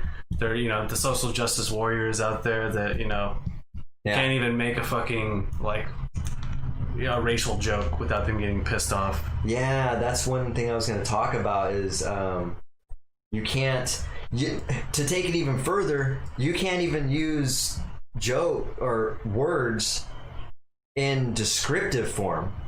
You know what I mean? Like if you're talking about something to explain, for instance, what someone had said, or you know what I mean, you can't even, you got tipped around. What I mean by that is I was actually watching a Joe Rogan podcast, just a snippet of it, and he was talking about this Netflix guy who was fired for using the word retard and the word nigger. You know, I hate saying that word, but again, this is a perfect example of how I'm using this word in descriptive form. I don't advocate that word one fucking bit. But he was fired for using it in descriptive form, just like I did. Yeah. Just for uttering the word. Obviously, he's not on board with either of those things, you know, advocating to use those words or in any of regard. But I think it surprised me that he was fired. I think retard shouldn't even really be. I think people get so upset about that. I don't understand why. Yeah, it could be one of those. I don't understand either, honestly. I think it's also falls under my category of people reaching for something. That one does. I think so. And again, obviously, people using the offensive, the N word, that's offensive. Honestly, But most of the time when you say descriptive form, this is completely different. It's completely different. Also, most of the time when people say retard as a diss, they're almost never talking to someone who actually has a mental disability. Yeah, they don't use it in that context. Exactly. It's basically like saying like you're a fucking dumbass. You know what I mean? Pretty much, yeah. That's probably where people are reaching for the offense. I mean, if you're going up to someone that is actually mentally handicapped and being like you fucking retard, then yeah, you're a piece of shit. But yeah, but I mean, it's gotten to a point to where you're almost afraid that you're going to start an argument by using you're afraid to use certain verbiage around people now, because there's this element that people are on high alert. There's a fucking microscope on everybody and their what's coming out of their mouth, because they're looking to be offended or looking for someone else that's going to be offended. They're looking to be a hero for someone else that's going to get offended by that. Yeah. They're kind of dictating what is offensive in their mind to other people. I don't know if that makes sense, but they're like, you know, that's offensive to him, and that person probably might even very well think like, I didn't take offense to that. Yeah. You know what I mean? Like, speak for yourself. Like, unless you know who you're defending, and they actually take offense to that. But things are just generalized too much. I think that's what's going on here. You group too many things together. It's generalized. Yeah, but as a whole, I think we're in a situation now where people are scared to say things like those two words, you know, and other things as well. Or they're scared to even talk about their viewpoints because it might get construed in an offensive way. Yeah.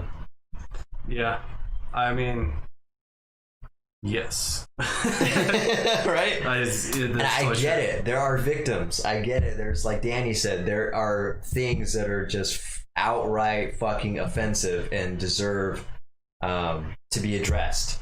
But I think it really just gets exacerbated by people that are looking to amplify these things even more. I think a lot of trying to rally. They just want something to be upset about, so they'll just go and find whatever they can find to get upset about, even if it is reaching. Sometimes. Antagonists. Yeah, exactly. Man, those fucking outrage antagonists. culture, man. Outrage culture. That's what it is. Yeah, we already had the outrage culture, and then it didn't help that these actual things that are happening that are justifiably something to be outraged about are happening. And so now it's just getting blown out of proportion with some people. We got 30 minutes left, Splinter. Splinter. Dude, I think I remember that name. You came on before, right? Once? It's actually my friend, Adam. Oh, okay. Okay. I thought it was the dude that referred... I mean, he has been on here before. So. Oh, okay, nice. I thought it was the guy who referred those tracks to us, though. those songs and black metal and all that stuff? No. Okay. Oh wait, That was Priest something. Yeah. That's right. Sorry, I got you mixed up with the Priest. I was going to start a stream in radio. Oh damn. I mean, maybe next time though. And then Roland said, so there's a thing called retarded timing, or your timing is retarded. That is a mechanical term for your timing belt, and when your engine combusts. And I almost feel weird when I say retard the timing. Yeah, I mean, you can use retard as basically saying like it's going down or something. Like basically the time is slowing down or whatever. Yeah. I think I also heard it in another context too. Yeah, there's a few different contexts. And that's the funny thing about language is people want to get outraged over the language and not the context, and that's what pisses me off the most. Yes, that's a very good point. It's the context. That's a very good point. But even so, people get the context confused too. But yeah, you're right. They're getting more upset about the words, not even fucking thinking about the context. Yeah, they don't care what you're actually saying. Exactly. That's a very good point, because you're exactly right. But even more so, just to further illustrate what's happening, they will turn that context into what they think. They'll make up their own context. You know what I mean? Yeah. They'll take your words and put their own context on you. They'll put their own flavor of basically what you said on. Yeah. And you're like, no, that's not what I meant. Instead of having an actual conversation about it, there's a lot of just quick judgments about context, really. Well, words that are being formed into negative context, basically. It's not an in-depth conversation. All this stuff can be worked out and figured out and coordinated just with having an in-depth conversation. All the stuff that's, disagreeable, all the stuff that's, even a good conversation can easily be put out of context. You know what I mean? Just people have a hard time communicating what context is and what they actually mean.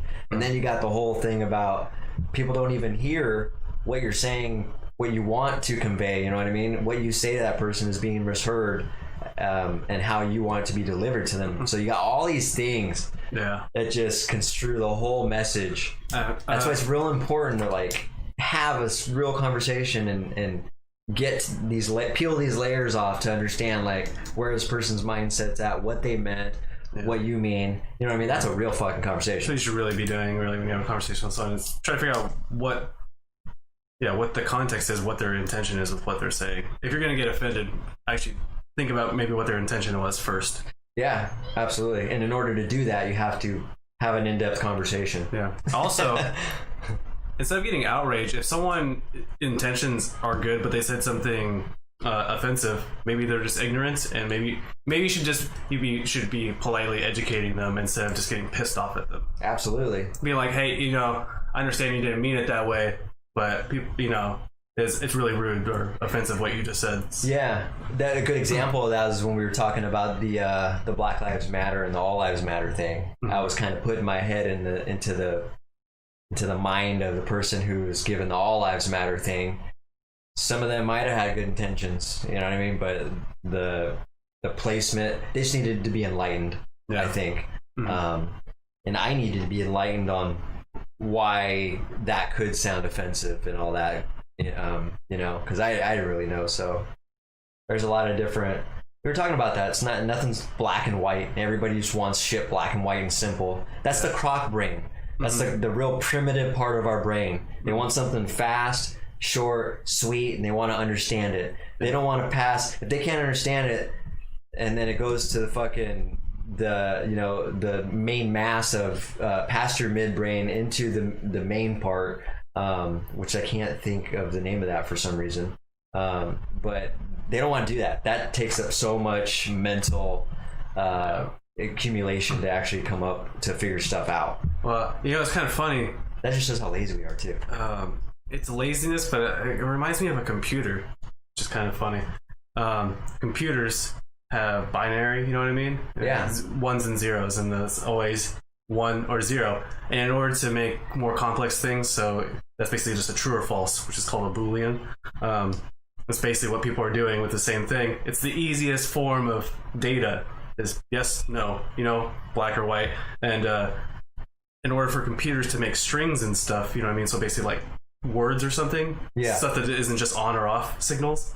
It has to use a bunch of those on and off signals working together. So it takes a lot more energy to do that. It's kind of the same. It's Same an thing. interesting analogy with humans. It's much easier for you to just go on or off, opposed to being like, okay, I'm going to put in more energy and put all these signals together and come to somewhere in the middle. Yeah, the neocortex. There it is. Nice. That's what it is. So yeah, the croc brain, primitive part, the midbrain, the neocortex. The neocortex takes up the most amount of your brain usage, and that's what we don't want to use a lot of time. That's why we kind of get stressed out when we're sitting there figuring out problems all the time, because we're just constantly using that neocortex all the time. Thanks for lurking, Adam. Man, I'll see you later, dude. I'll be on online if you guys want to play or something later. Yeah. Thanks for stopping by, dude. Let's see. So Roland said he had a running line cook joke, but can you give me the context when people walk into a fucked up conversation? Oh, not sure I understood that one though. It's just like you. Oh, I see. That's what they say. But can you give me the context? Yeah. Yeah. It's like, if you walk in and you hear someone say something that sounds offensive, you're like, can you get the rest of the context around this conversation so you don't just assume that they're just being a dickhead? Yeah. What's funny is people can use that to their advantage too, to deliberately project negativity for their own purpose, or to project negativity on a person. Here's what I mean by that.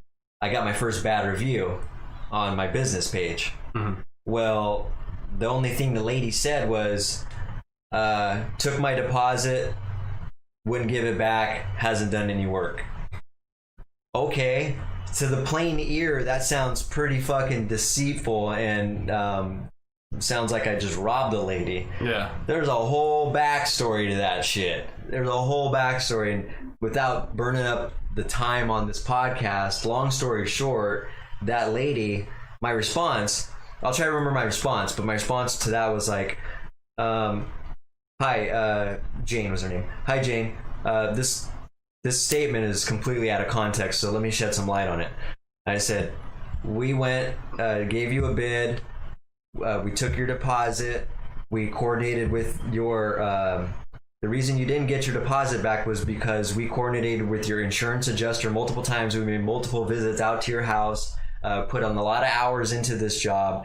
We ordered the material. Then you canceled after the cancellation period and created a bunch of problems for us. And we have to reallocate those materials to a job that it wasn't site specific for. You cost us money. Yeah. I was like, that money covered those fees and the taxes. I had to pay taxes on that. So it wasn't like I got the whole amount. So I just put that in my review. But that's a great example of, if you just hear that, it sounds like, holy shit, I don't want to do business with this company. It's funny that she does that too, because people should know that deposits always have some agreement on them. Oh yeah. And on top of that, the last thing I said to her and on my review was, oh, and by the way, even after all these problems that you created with your cancellation, we're still willing to finish that job for you upon your balance due. Mm-hmm. I mean, we had good intentions all along, and we still do after all that bad mouthing. Yeah. Oh, it's just funny though. But yeah, out of context, you can really make someone sound dirty and nasty. Mm-hmm. And I have nothing but good reviews except for that one. Yeah. It's funny. Context is everything though. Victim mentality. And victim mentality is getting blown out of proportion right now. It can be used to stir up the pot with the herd mentality, and oh, poor me. it can be used for harm. Yeah, the poor memes. I hate the poor memes. Oh man. Well, so that's that. And then I was talking about how people are afraid to say anything that might accidentally, unintentionally be offensive. Because you won't have the chance to explain. Most people won't give you the fucking time of day to explain the context. They're like, nope, I got my mind made up about you, and that's what you are. Yeah.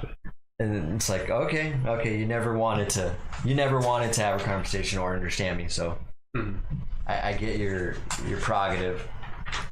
So yeah, that's a lot of what we talked about.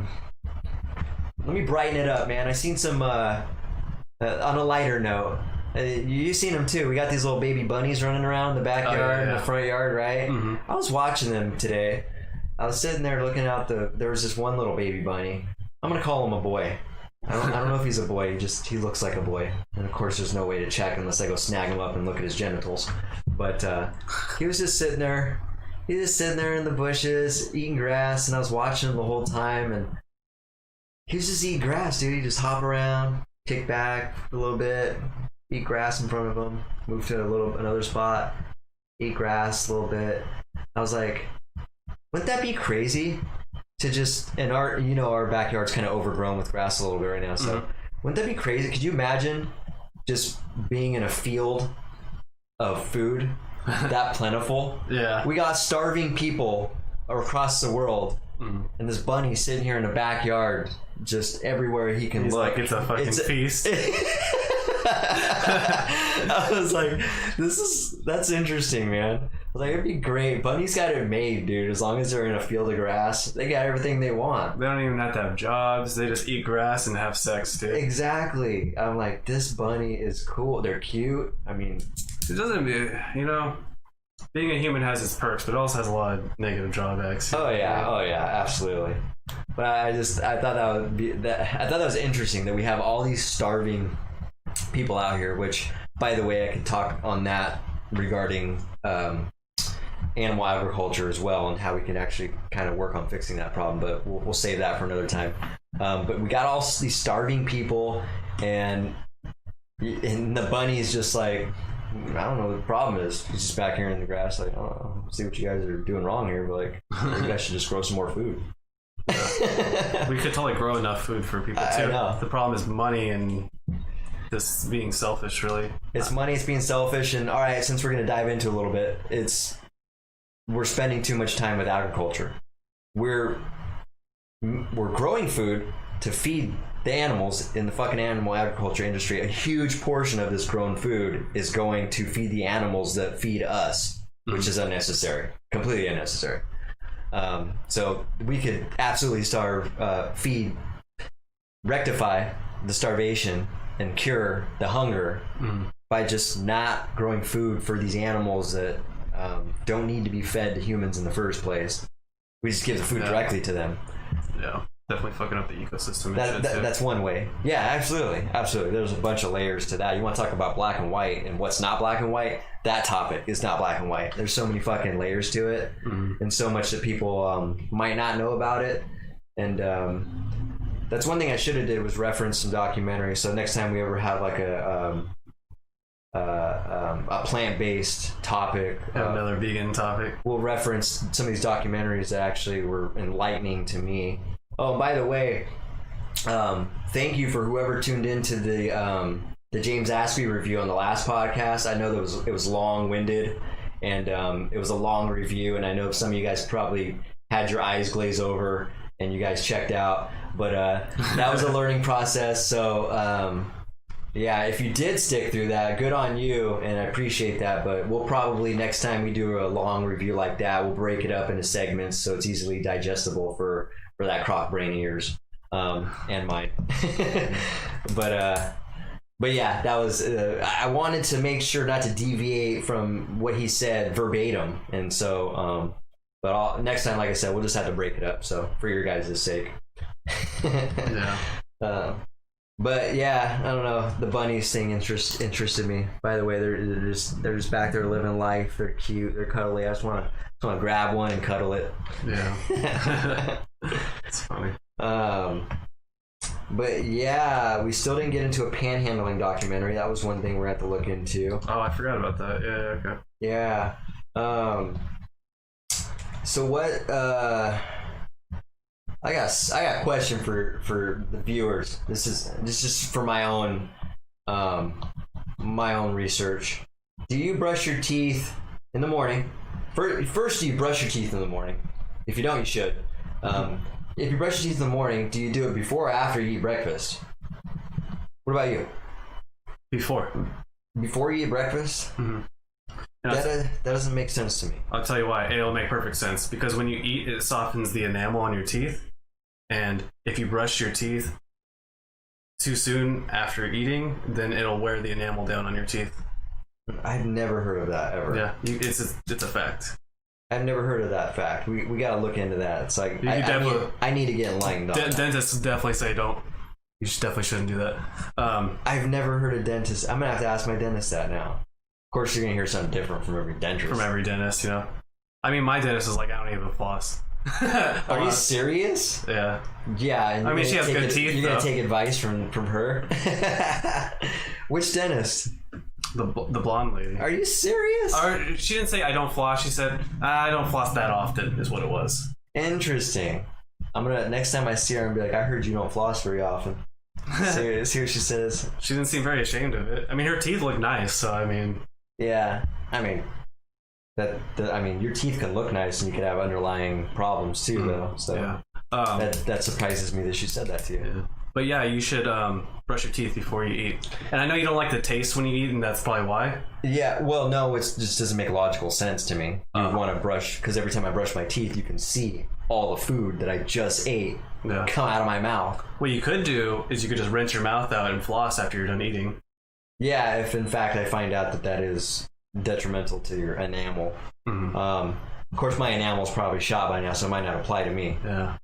My teeth have gotten to a point to where they're stable now, but they were to a point where all the enamel did, erode, I guess. And now I had to go through a period where I was just trying to save all the teeth I had.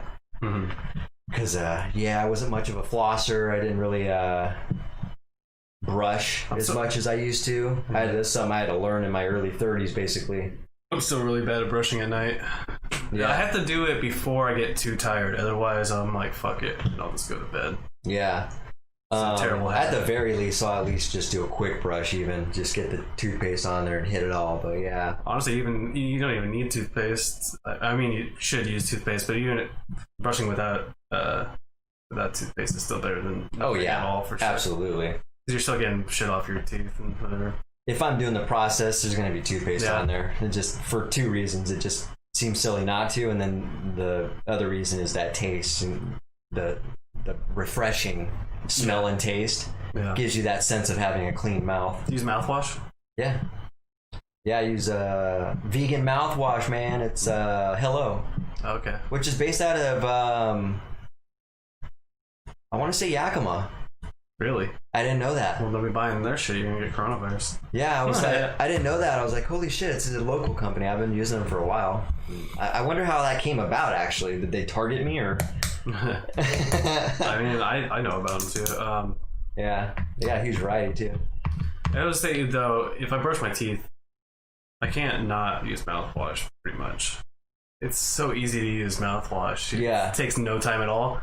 And so I just brush my teeth, use mouthwash, and then just rinse my mouth out for a couple minutes. Usually. Yeah. I rinse my mouth out. I'll swish like water around like probably 3 times in a row, usually. Yeah. Just because when I go to eat, I don't want to taste toothpaste. So. Yeah, I know. I hate that feeling. I mean, your breath will be fresh if you just rinse one time. I mean, and I'll do that like if I'm gonna go on a date and I'm brushing my teeth right before a date. You know what I mean? Mm-hmm. I'll just like rinse one time so that I keep some of that fresh minty smell going on, but. I'm just chilling at home. I'm trying to get that fucking toothpaste taste out of my mouth. Yeah, I like brushing my teeth. That's a good feeling. Just scraping a layer of food that's left on your tongue. Did I say teeth or tongue? You said tongue. Okay, good. Just making sure sometimes words come out of my mouth that aren't.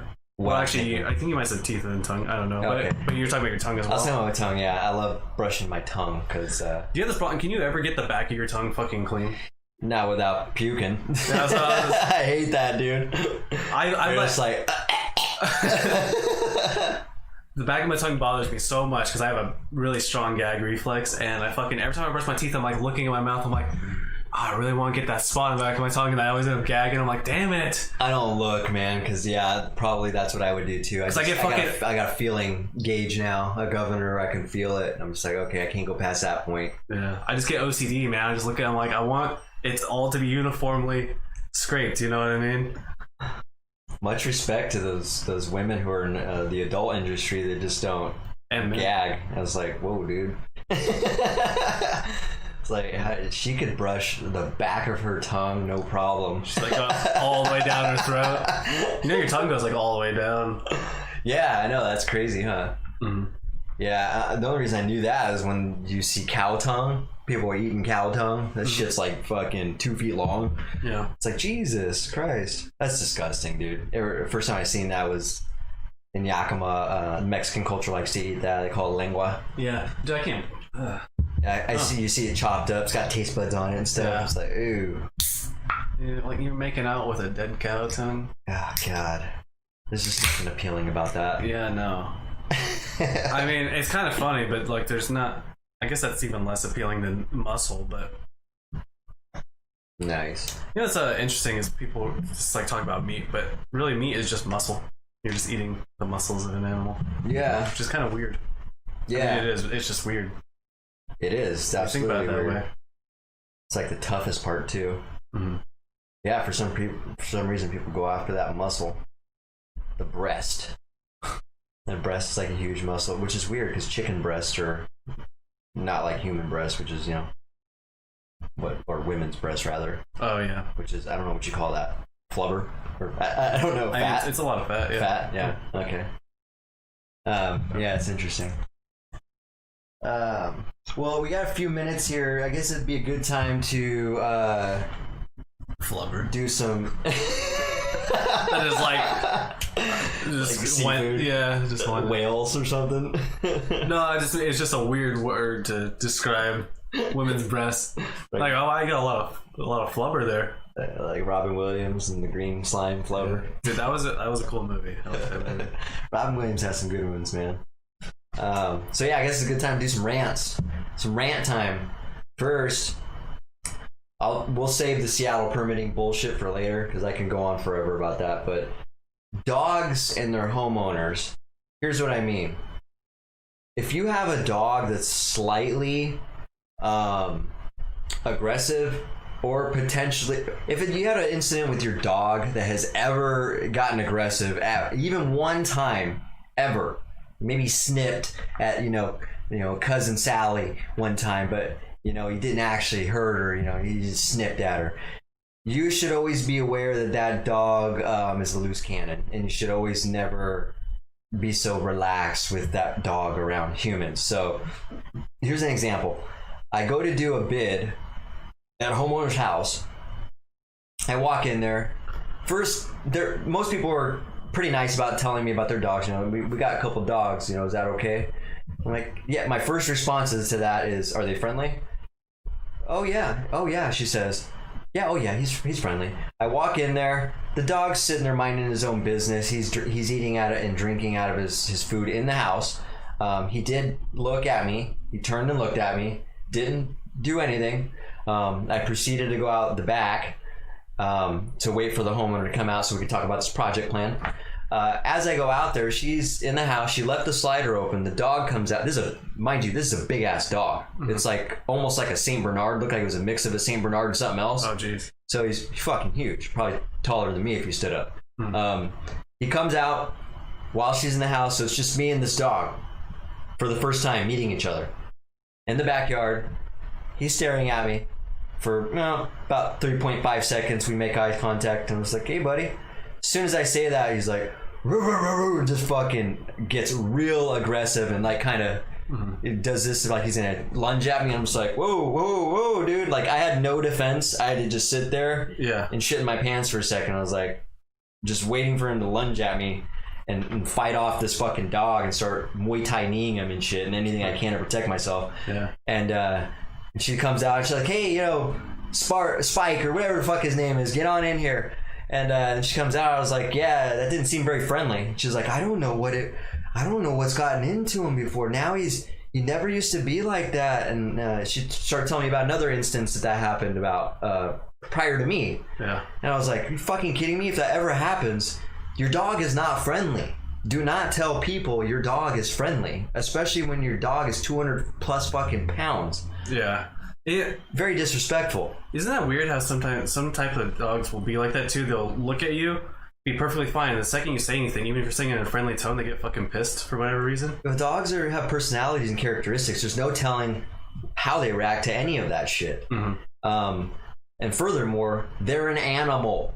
They're an animal. We do not know, unless you have a conversation with this animal and you know where they're at mentally. Let's just assume they're all a loose cannon and they're a short fuse, maybe. Just for safety precautions. It's just better that way. I watched some documentaries on dogs attacking people's face and people missing eyes and shit like that. Yeah. And like a lot of that can be avoided just by people being upfront with their dog being aggressive. Put your fucking dog in a kennel, put it somewhere, keep it in the house. If you're gonna invite somebody over for an appointment, put it away. Like, don't sit, even if it's a little fucking annoying dog that barks, just put that thing away. Dogs are animals, so don't assume that they're friendly all the time. That's funny. This is our second segment about people's fucking dogs. Yeah, well, yeah. Apparently we're not the hugest dog fans over here. It's funny. I'm the worst hater of owning animals for vegan. I just don't think it's appropriate. It's just not. Yeah, for a lot of reasons, and that's one of those reasons. I mean, one of the easiest reasons is because I don't want to clean up their shit. I never enjoyed wiping my daughter's ass when she was a baby, so there's no reason for me to want to clean up a dog's poop year in, year out, all the fucking time either. It's just not something I look forward to. Huh? Till the end of their life. I love animals. I just don't love taking care of them. Completely separate topics, completely. Yeah, I mean, like, I'll pet a friendly dog or a friendly cat. Yeah, absolutely. Yeah, it's funny though to hear me talk about that because you would think that I think there's a notion that all vegans might love they're animal lovers. You know what I mean? They should love all animals and they should want to have an animal, but not with me. Yeah, I'm not a big animal person. I could see myself getting like a little friendly dog though. I mean, not a little dog, but you know what I mean. I'm a cat person. I would get a little cat. I like cats. Yeah.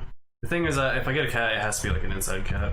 Yeah. Heck yeah. I fucking hate outside cats.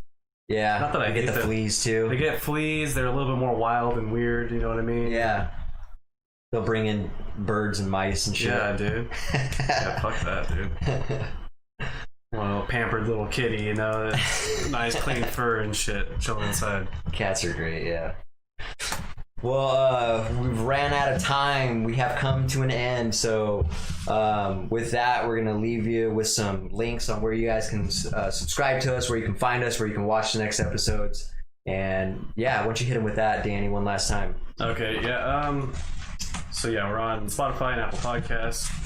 You can watch our live streams on YouTube, Facebook, and Twitch. And then for updates, you can check out our Instagram and Twitter. Sweet.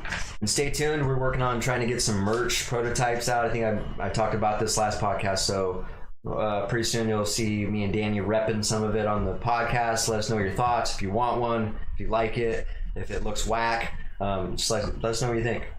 And with that said, we'll let you go. Keep it viral. Keep it contagious. Deuces. Outro.